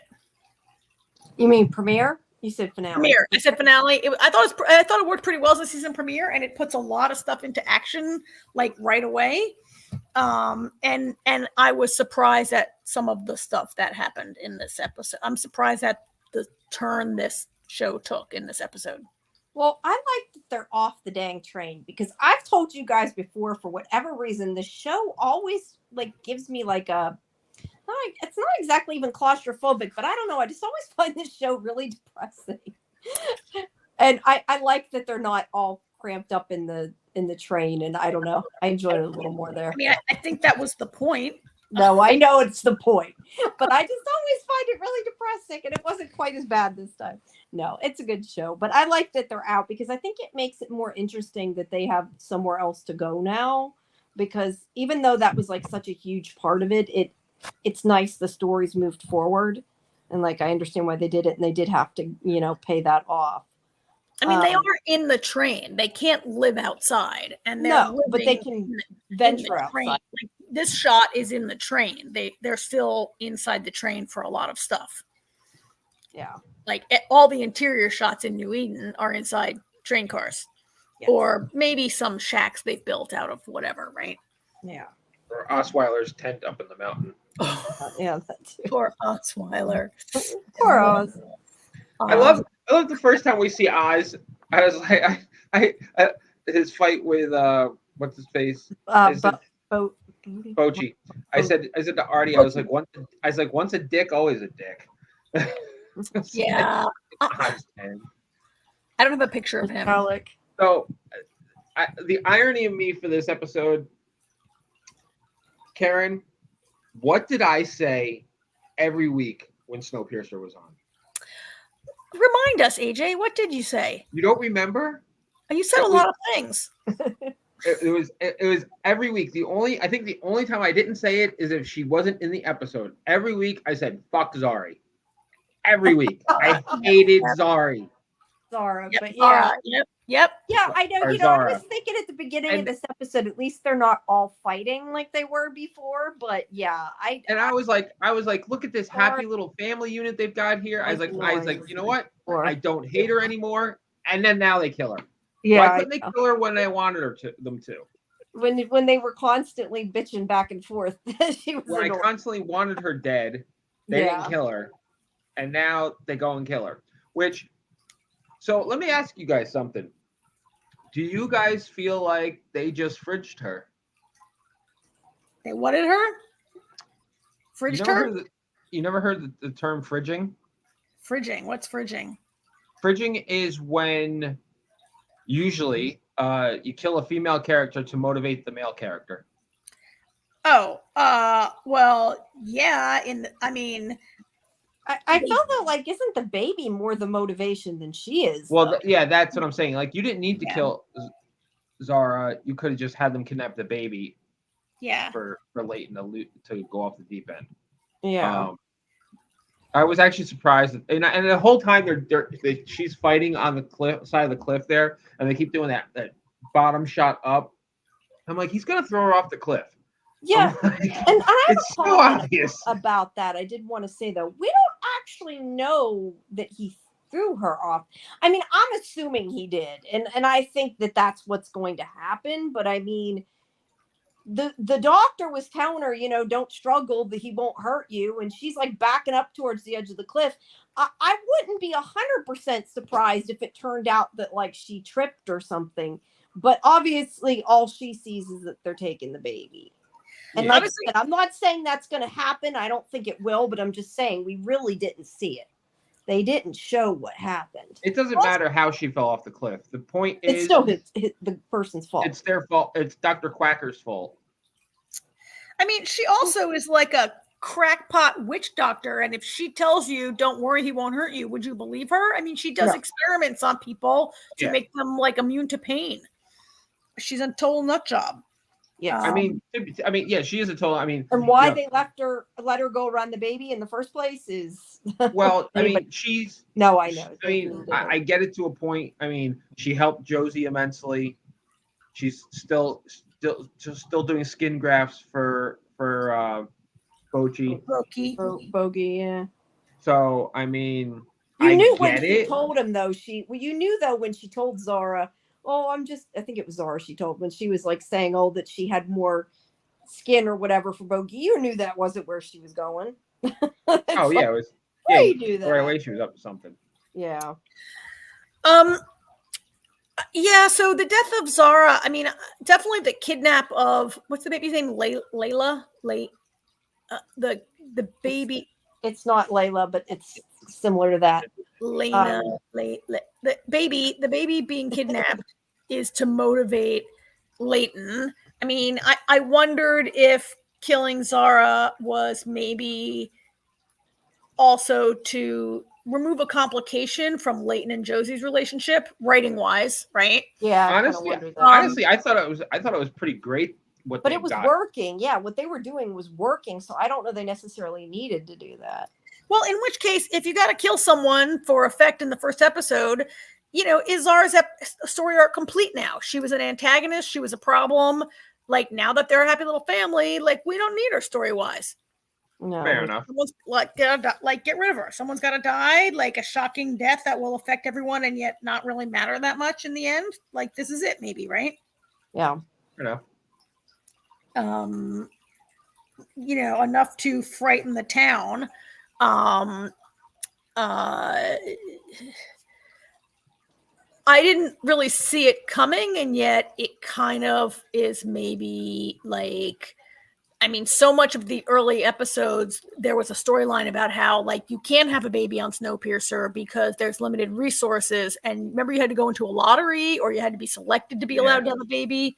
And there's not that many babies on Earth anymore. And so, like, what are these, like, guys, like, what are, like, what's it all about, right? What they call themselves? The peacekeep something. The International Peacekeeping Force or something like that. Yeah, I don't know what Clark. Right, and this is gonna be. So, weird. in other words, a group that thinks they're good that probably aren't. Probably. Okay, that was an understatement, but you know what I mean. I just mean, like, they think they're doing what's right, I'm sure. And granted, I mean, Audrey. That's what it seems like. Audrey pretty much froze herself to death to try and warn them, but they got there before Audrey did. That's true too. Yeah. Yeah. And this is I'm gonna tell you guys now. I'm probably gonna have a hard time with this because I don't think I've ever seen Clark Gregg play a villain. So. Yeah, that's what Karen said. I was gonna say that's what she said that interview. Yeah. He is best known from his roles in the Marvel still universe, yep. in which he's an inherently really good guy who everyone likes a lot. I mean, he's been in a lot of other stuff, but that's certainly his most high profile role to date. And to see him be the boss of these guys, is it was shocking. Unexpected. Right? Yeah. I'm not sure I knew he was going to be in the show. I actually I saw him in the pictures, but that was it. already said something about it last week, and then I forgot until we were watching the episode, and I saw his name in the credits, and I was like, oh, that's right, Clark Gregg's going to be in this, and then I saw who he was. You know, like the whole time I'm going, he's going to be a bad guy. I can tell already that he's going to be one of these people in these uniforms, and he's the leader, apparently. Yeah, and I think this shot is from a later episode. You can see his name on his uniform. His name is going to be Milius. Well, he says his name at the very end of the Does he say it? Yeah. This is not that shot. This shot is from the beginning of the episode. I said when Ben and Till and when they come upon whatever the heck that wreckage was, and they find don't run. And I was like, and then Ben starts to run. I was like, can't you read? I'm like, where are you going? It's like, they have guns? Where do you think you're going? People always run. It's like when the cops tell the bad guys not to run. You know they're going to run anyway, even though they have no way out. I mean, I can see why they would run. A trap was laid for them, and I mean, I might run also. I'm not sure I would stand. I agree. Not at least try. Plus, I think that sign that said "Don't run" it looked like it was in blood. So, if I remember rightly, I'm trying to remember. I think it was red. It definitely was red. I hadn't thought about it being blood. It might not be, but I'm thinking I think now. it was like the same spray paint as whatever his is. Oh, yeah, that's probably true. Yeah. But blood makes it scarier. Yeah. I mean, that certainly took over the episode, but I kind of liked how we got to see Javi, really well. I love their card game. That was it's 9. It's 9 months later, so. Yeah, we get to see Javi, we get to see Boki, we get to see everybody. Right. We get to see Josie's doing really well, and they're drinking Mr. Wilford's liquor, running the town, having Ruth is, I thought it did a good job of establishing the situation in New Eden pretty quickly before jumping in suddenly to this very whoa, dramatic kind of thing going on. And I can't wait to see we're gonna next week's gonna be all on the train. So yeah, I can't wait to see what their deal is. This group of people, why they're, instead of saying, "Hey, more people," they're trying to take over, or whatever their goal here is. Well, and how many of them are there? And what they're in New Eden, right? Kidnapping this baby, but then they're also, now we know that in the episode, Javi heard Snowpiercer on the radio, and he says oh, Snowpiercer is coming within radio range, and then Leighton's okay, we got to finish this bridge because the train is coming in and whatever. So they're not too far apart, but they're far enough apart that 9 months. No, not 9 months. I mean, geographically, Snowpiercer is not that close. It's still that's what I meant. It took 9 months to get there. That was no. Right now, no. Oh, it says 9 months earlier. It says 9 months earlier, right? You're right. It said 9 months. That's what I mean. It's 9 months of travel. That's what you mean. Yeah, but it wasn't 9. But it wasn't 9 months ago that they got the message. It was right. No, but I meant that's how long it took them to catch up with them. But yeah, you're right. Now they're close. What I said didn't really make sense, but you knew what I meant. Yeah. I knew what I meant anyway. Now they're geographically close, but they're not so close that these guys can just zip back and forth. Maybe I don't really know, right? Well, they have snowcats, so they can do that. But a snowcat can't go nearly as fast as a train. It's only because they tricked the train into stopping that they were able to. Sure. Right? I mean, the train travels in a couple days, hundreds and hundreds of miles. And a snowcat can, how far can a snowcat go? It needs gas, right? It's not a perpetual motion machine. It's I have so many questions about how these guys, where the hell have they been all these years? How did they live? What's their And deal? how did they stay hidden Right. that they didn't see Yeah. them when they went past on the train? Yeah. Well, that's why I'm hoping to find some of that out next week. Yeah. Yeah. I'm looking forward to seeing next week. I have seen the whole You've already season. seen next week. That's what I was gonna say. Yeah, I was gonna say you've already seen. You're not. Karen's probably gonna watch it each week to refresh I her am. memory where Yeah, it ends. I'm going to watch She's it every better week at that than I am. to keep up, and I'm looking forward to watching it develop again and see. I watched it really fast. I'm looking forward to seeing more things in it and having time to digest it and talk about it and see, like, I'm so interested in like what Leighton and what Ruth are going to do. But also, yeah, I don't have any pictures of the other part of the train because nobody. Oh, and also, like, I want to call her Rowan. Alex. Rowan Blanchard is the name of the actress. Alex. Alex. Alex? The earthquakes. That's important. Yeah, we didn't. Alex was a little weird in this episode, right? He was, but I That's think pretty much Alex. just- That's pretty much yeah. Alex is exactly how she's always been. point, I mean, Leighton knew there was something up with the bird, but I think the point was just that she was hiding from them about the earthquakes, but maybe she didn't want to freak people out. That was kind of what I was leaning towards, but it wasn't really explained 100%. I was leaning towards her, like, engrossing herself in science so she wouldn't have to deal with the Well, yeah. fact that her mother made a different choice and she'll never see her again, or like she's not taking any interest in running the town and Right. only. I think they wanted you, though, to think that she was in on whatever was happening. I mean, I think that Oh was yeah. the point. Really? At least that's what I didn't- thought. I mean, no, I mean, she is, and I don't think she is now. But I mean, I think that through the episode, they wanted her to act cagey, so you were worried she might be. Oh, okay. I never thought that for a second. I thought Oh, that was, I thought they wanted you to make that was just Alex being Alex. Mm, That's not. maybe. I didn't feel any differently about that's how Alex has always been, especially and coupled with the fact that she's pissed at her mom again. I guess, but it's just Leighton made that comment like about that at first that like the bird wasn't there when they needed it or whatever. Like I thought they were kind of implying that maybe there was a chance at first. I don't know. Maybe I'm wrong, but that's what I thought. I thought they were setting it up that Oz maybe not involved but knows more than he lets on, or is too crazy Yeah, to even That know he what he makes knows. it sound like he sold them out, but it's hard to tell whether that's all just in his head and he has no clue what's going on either. It's not clear. Yeah. Listen, he was married to a sociopath, so he knows. Psychopath, but yeah. He knows. That was fucking hilarious. Yeah. Yeah.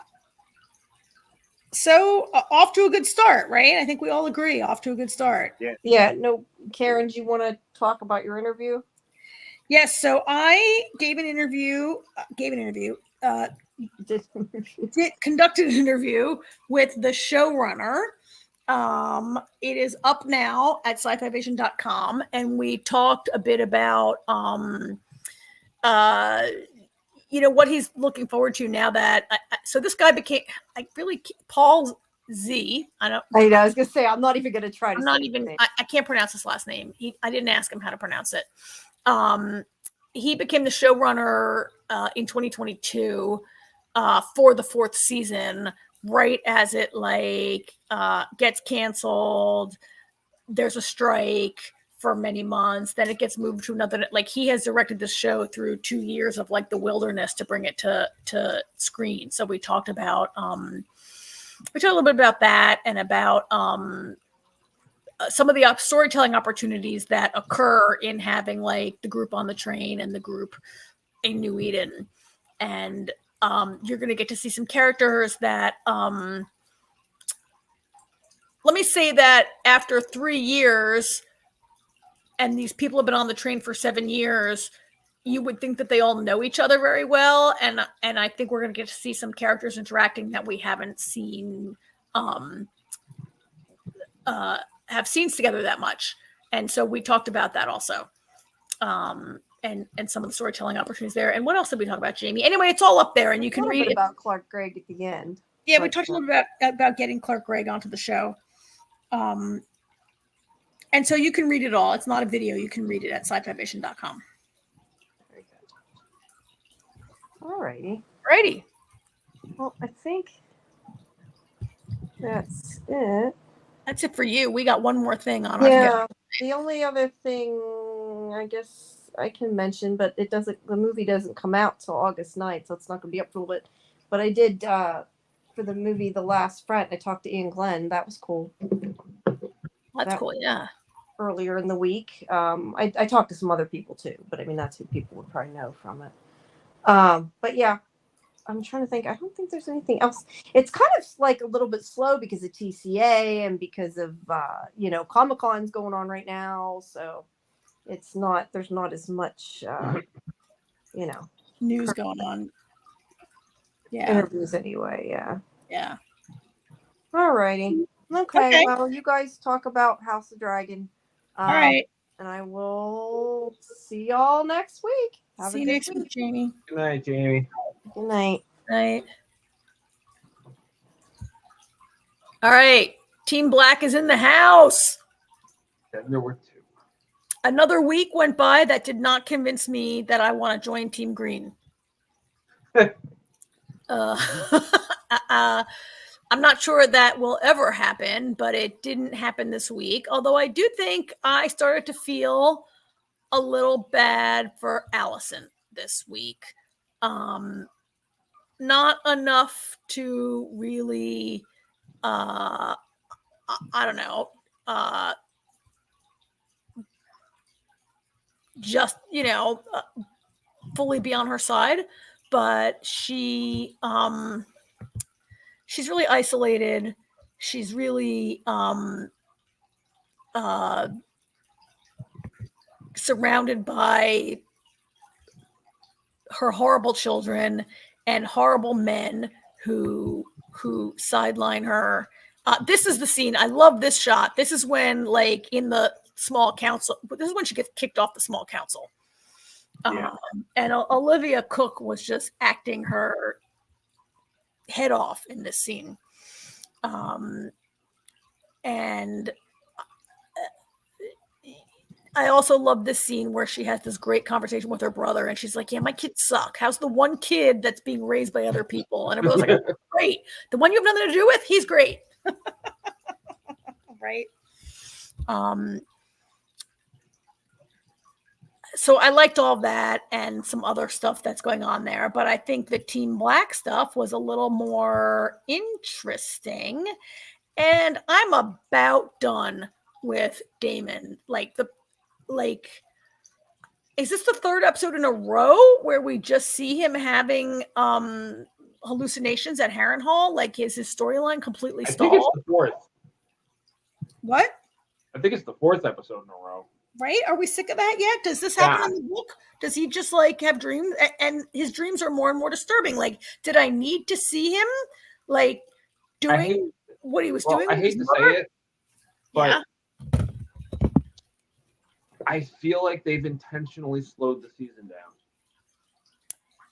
Because so they can get 4 seasons in? I really feel like it feels to me like they're trying to stretch shit out now all of a sudden.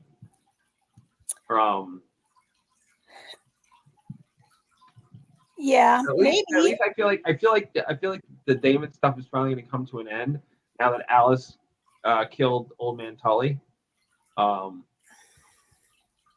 Yeah, so Alice, that was kind of, I got a picture of her. That was kind of interesting where she's like, oh, Damon, don't you fret. When all Damon's plans are like going to shit, she's like, oh, just wait one more day. I'm sure things will change.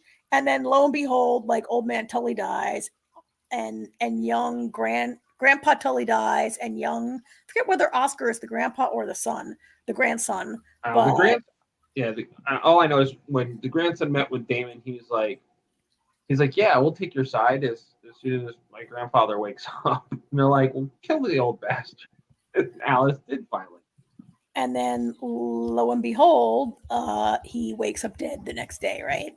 And it was so funny to hear Strong tell it. He's like, we even sent our healer Alice, and she usually is really good at this. And nothing worked. And I'm like, oh, she fucking poisoned him. Yep.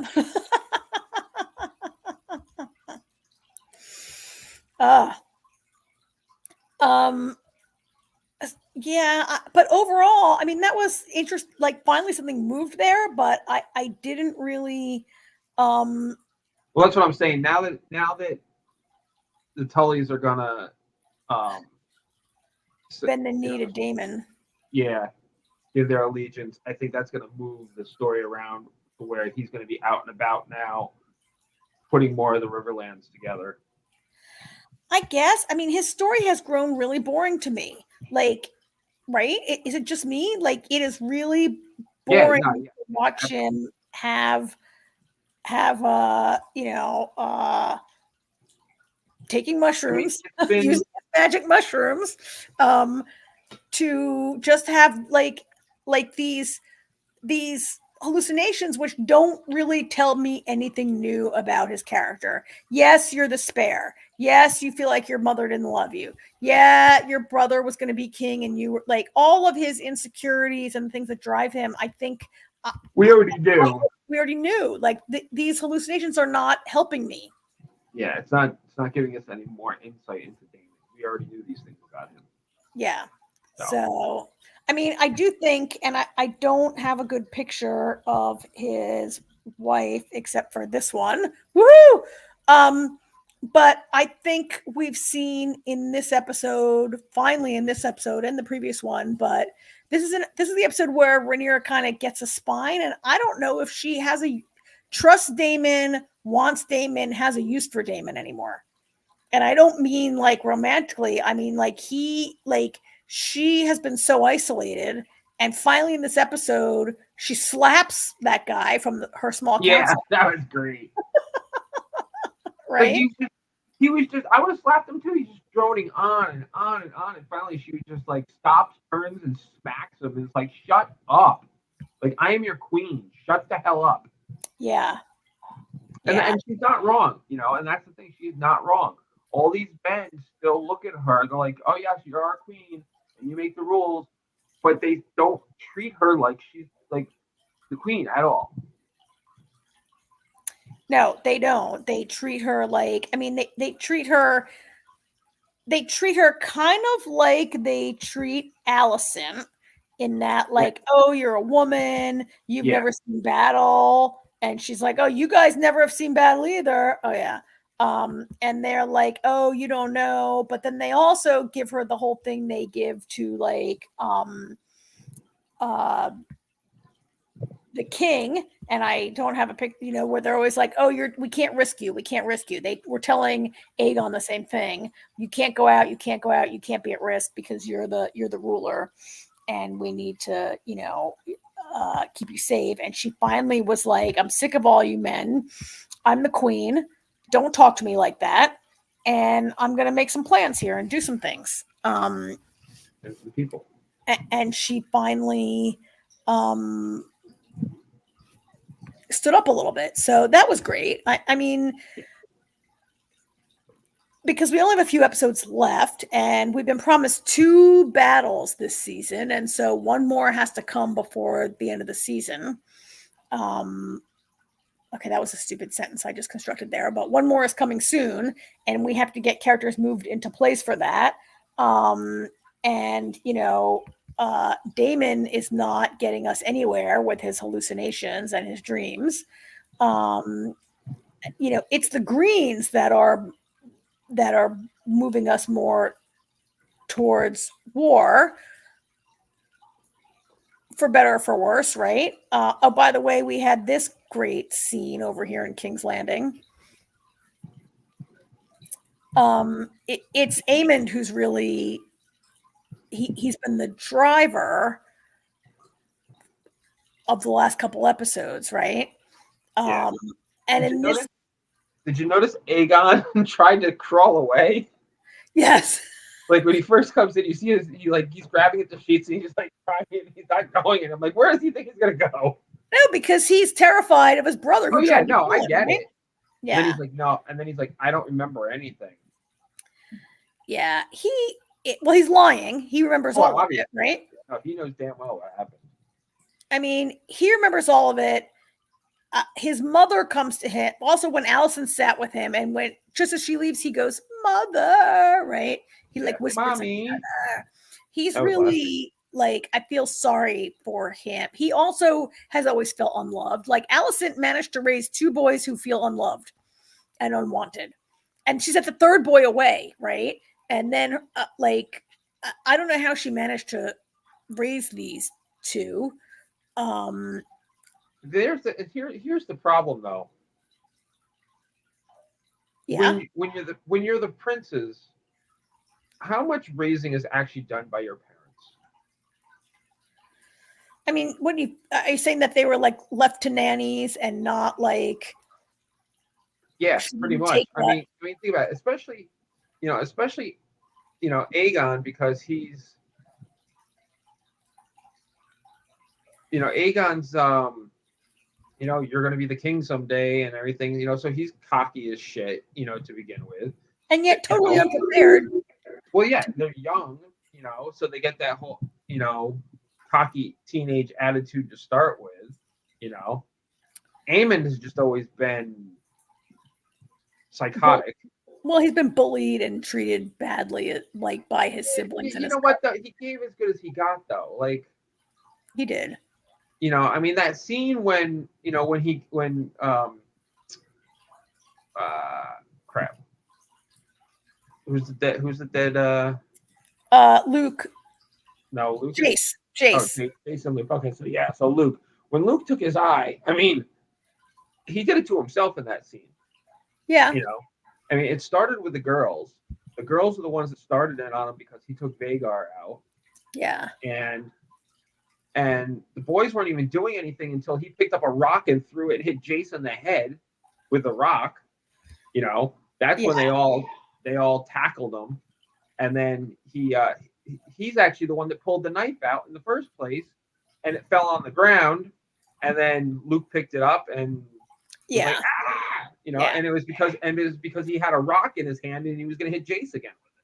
I mean, they had bullied him for years, because he didn't have a dragon yet, right? And I mean, they can't spend too much time showing us his unhappy childhood,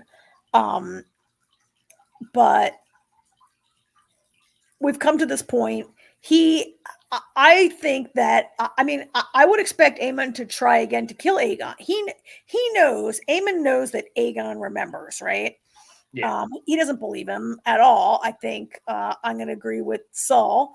No, he doesn't believe him. I don't think Aemon King Patch doesn't believe Aegon that he doesn't remember.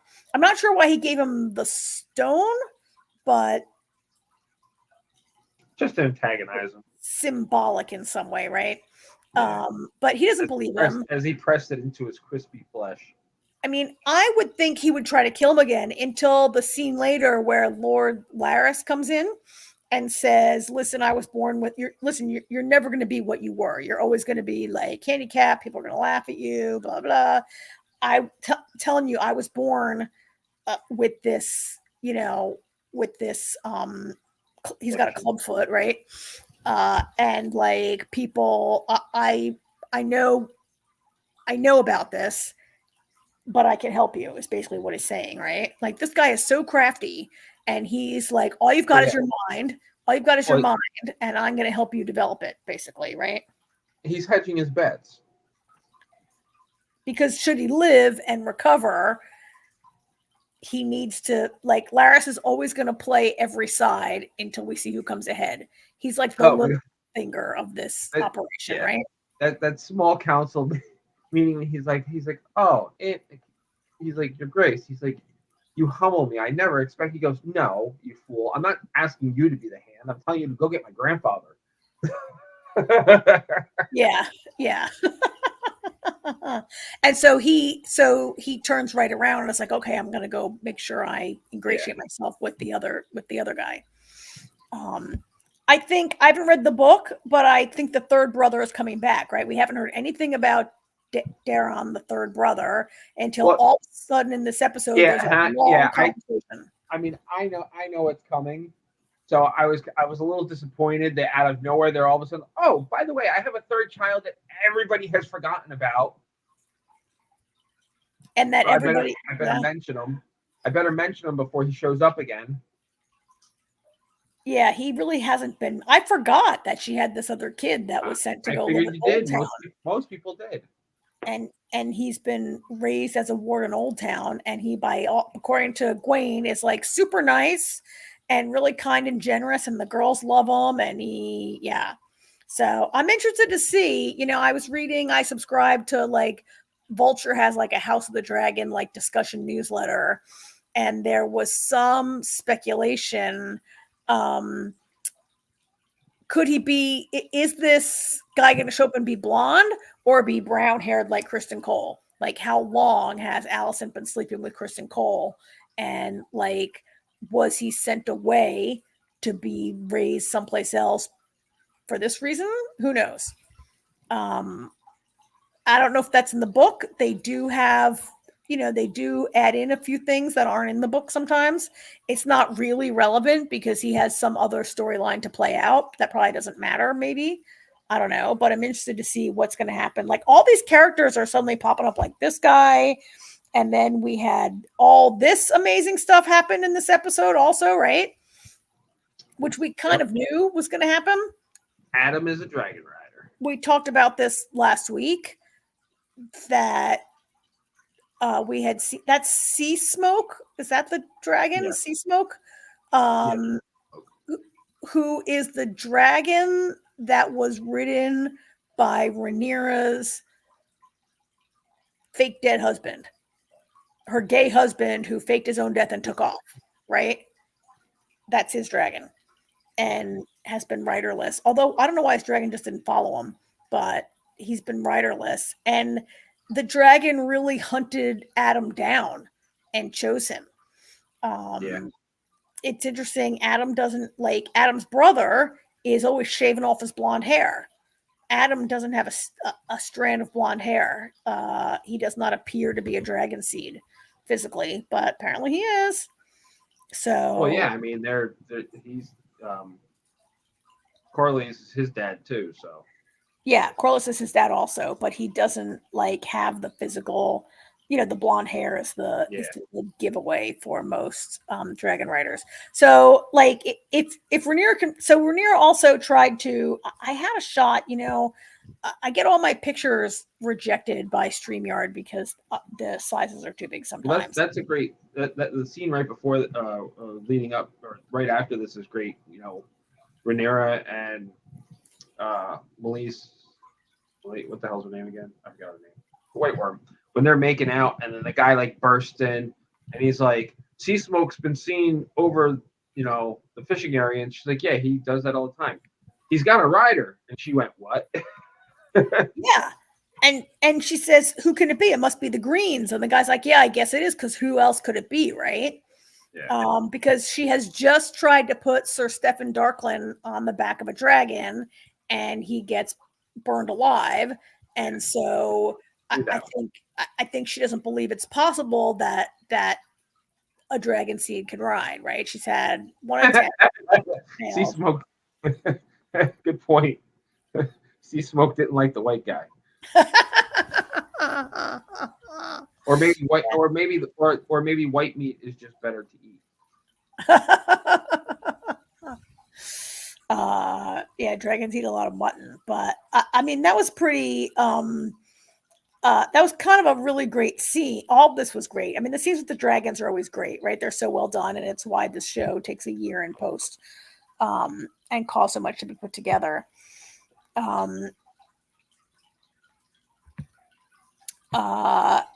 Yeah, so this scene, so the kiss was not in the script. Oh, really? Apparently the script originally was that they would embrace, and it was this really like just intimate moment between them.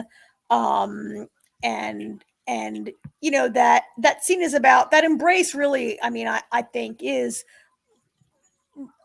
not sexual, right? It's about like the way their relationship is developing, and they're becoming to see each other as equals. And Rhaenyra's been so isolated, and she's found a person who like understands her and everything. And then it starts to like, it starts to, I don't know, go this other way. So I read this interview. It was actually on Vulture. Vulture has a lot of coverage of House of the Dragon, and Sonoya Mizuno, who plays Masaria, gave this interview, and she said that it was not scripted, and they just, as they were doing it, they felt like that it just felt like that's how it would go, that the hug would really go to the point of a kiss, because she it's just such a, as she said, it was like the hug was just, it was so vulnerable and so tender, and then it was just a really nice thing, and then it was believable because like the hug lingered for so long. Yeah, you know, it just it looked very natural. Yeah.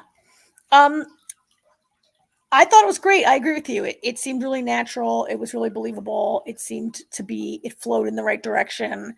But what do you think about their relationship? Like, I like to see that Masaria is maybe changing because of finally someone is seeing her as an equal and as a value. Like, she talks a lot about having always been being used and abused and sold, and even like Damon, while he promised, like, her relationship with Damon was fully transactional. And she, you know, she saw him as a way out. I don't know what he saw in her. He used her for certain things, including to piss people off. But Rhaenyra actually is like valuing her for her mind and her perspective, right? Yeah. But I don't know if I trust her. I don't know if I can trust where this is, like, Rhaenyra, the people she has, she trusted Kristen Cole for a while. She trusted Damon for a while. Like, I don't know, people that Did she ever really trust Damon? Yeah, you're right. She probably never really trusted Damon. I try, you know, I haven't questioned her loyalty simply because of how their relationship started. She didn't trust her at all. You know, she saved her, you know, essentially saved her life by coming, you know, after she gave her leave, she came back because she's like, wait, there's two of them. There's only supposed to be one, Eric and Arik. Yeah. You know, I really think she's finally found her place. I think she appreciates that Rhaenyra actually sees her and listens to her and takes her advice to heart. You know, I think when Rhaenyra really impressed her when it wasn't her word that was given, but because it was a word given by someone from her people, and she honored it. I think that went a long way for her. Oh, when she let her out of the jail cell. Yeah. Yeah. Because, you know, she was made a promise by Damon, and she honored that promise because, you know, and she was very, you know, she was very surprised by it, if you remember correctly, you know? Yeah. And she was really impressed with that. Yeah. So yeah, I think this is going to be okay. I don't think well, and it's, you know, it's a slightly more feminist. I mean, I'm not going to call anything in the Ice and Fire story truly feminist. And Game of Thrones was, I mean, the ending of whatever. Yeah. But it's like this show has been female driven, but it is only like at Dragonstone and with the Salton Sea, Corlys's side of the family, the Valerian side of the family, Valerion versus, you know, the Targaryen side. That women, you know, the women are powerful and the smartest people in the room. Like, there are more, like, we had Rhaena, we had Rhaenyra, we have Mysaria. The blacks are more, I mean, we're seeing more. It's nice to see this kind of like relationship between two women that are powerful and smart and planning, and they're like, you know what, the men won't listen to us, we're just going to go do this. And, you know, the brilliant plan to, first of all, send someone into King's Landing to sort of like sow discontent And we Mhm. see that woman who's like sitting in the inn, and she's like, I heard that a giant feast in the castle last night while we're all starving to death, getting everybody riled up. And then brilliantly, Massaria and Rhaenyra send free food to King's Landing. Yeah. And we have that like long live Rhaenyra the Great. Like 1 week, like 2 weeks ago, it was like Rhaenyra the Cruel. We had an episode called Rhaenyra the Cruel after the bread and cheese incident. Beer and cheese, bread and cheese, crackers and cheese, whatever those guys are called. The baby killing, incident. Rat catchers. The rat catchers, yeah, when they killed, the baby. And now a short time later, it's like, long live Queen Rhaenyra. She thinks of us even when our king does not. And then there's like that near riot where I was thinking when Alicent came outside of the castle and she goes walking around, I was thinking like, God, the queen just goes walking around without an escort. Yeah. Like, I know she's kind of inside the Red Keep, but still there's like hundreds of people in the Red Keep at any time, right? And then of course this like riot breaks out and someone throws a dead fish at her, which was kind of awesome.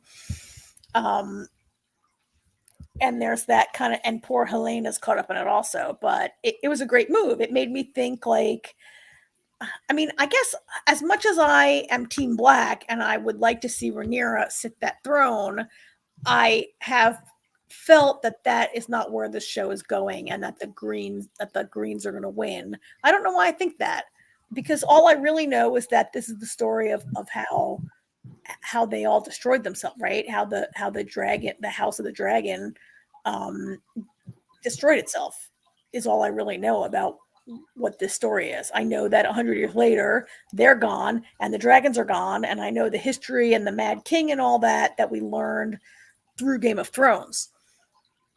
I don't know why I have this feeling that Rhaenyra is not going to sit the Iron Throne. Maybe she is before this is over, and then maybe shit continues to go bad after that. I don't really know.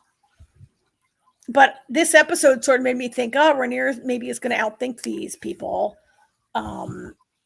And really, I mean, I think we have seen so much with the Greens that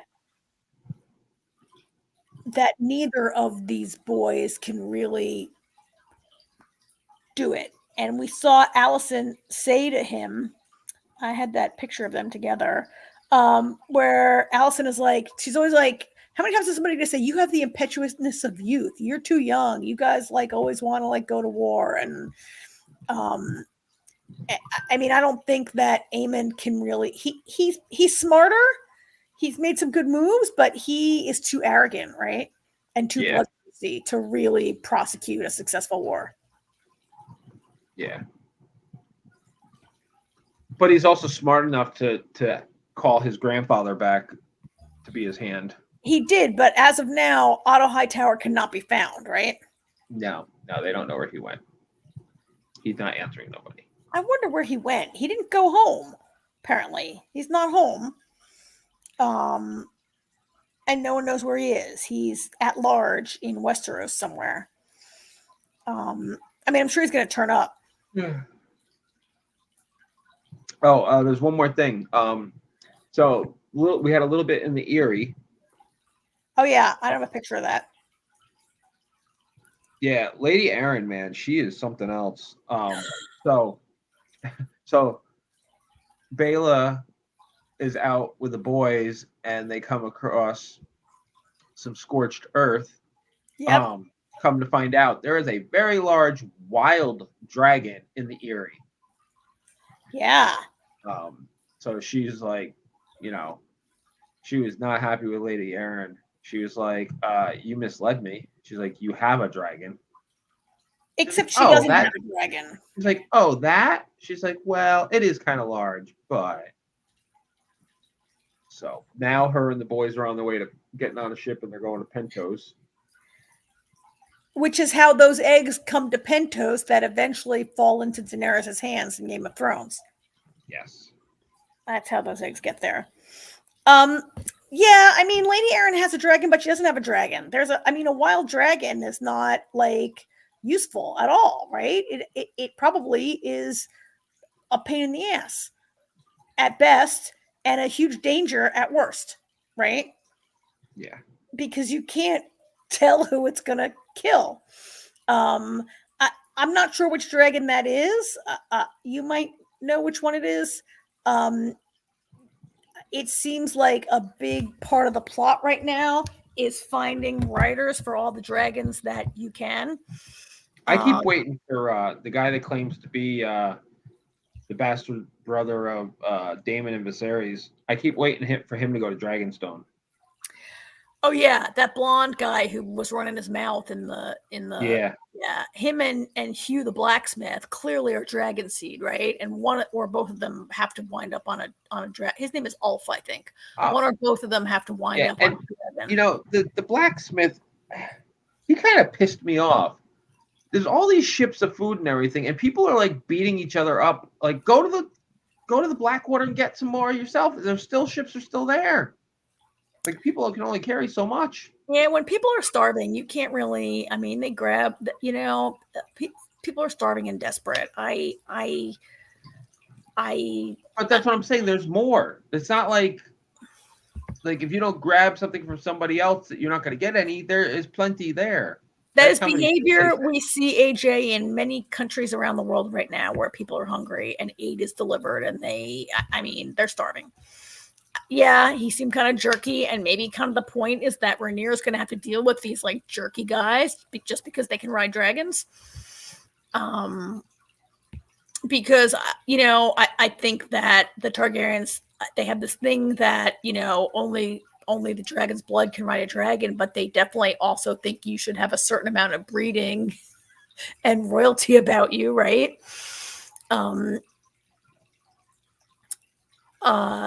I think eventually both of them have. I think there's at least 3. So Sea Smoke now has a writer. There's one called.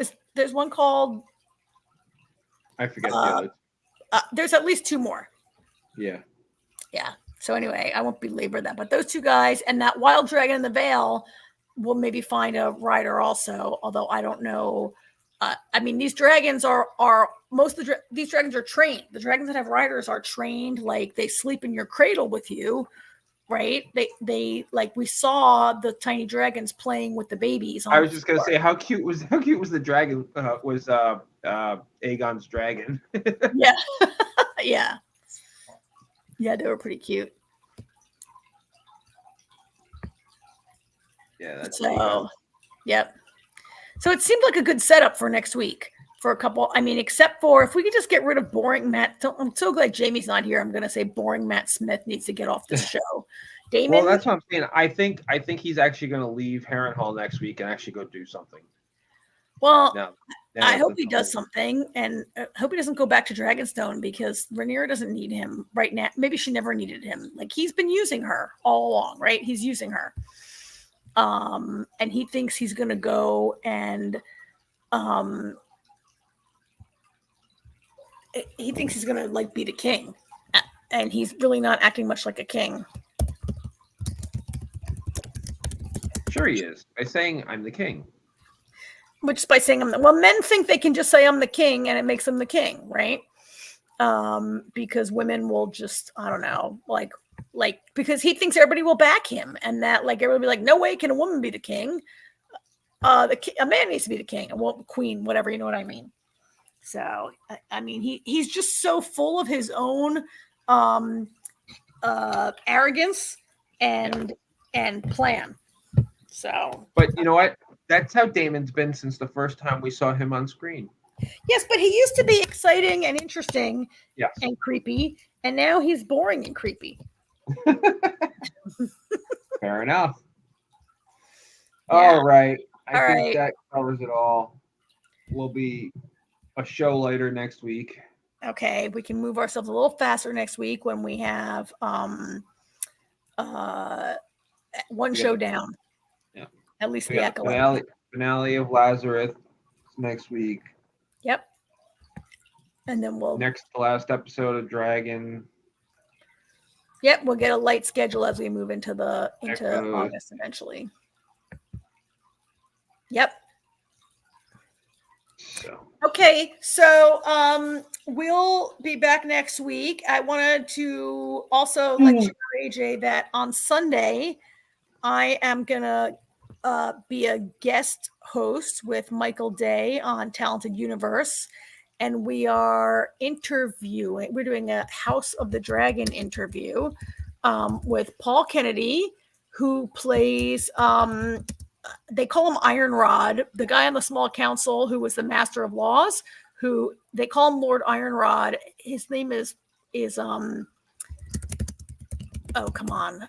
The character's name is Lord Jasper Wild, aka Iron Rod, they call him. And he's gonna do a quick show on Sunday, cool.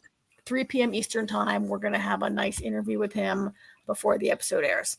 And we'll find out what is going on with this small council. And then we'll see you here back Tuesday, our normal time. Thanks, everybody, for listening and watching along. Thanks, NDB Media, for hosting us, right? Thank you, Saul, for joining us in the chat. Great chatter, Saul. Great chatter. Gonna have to find out what happened to Ark this week. She forgot about us. She's busy. Sure she is. All right. All right. Thank you, everybody. Have a great week, and we'll do it again next week. Good night.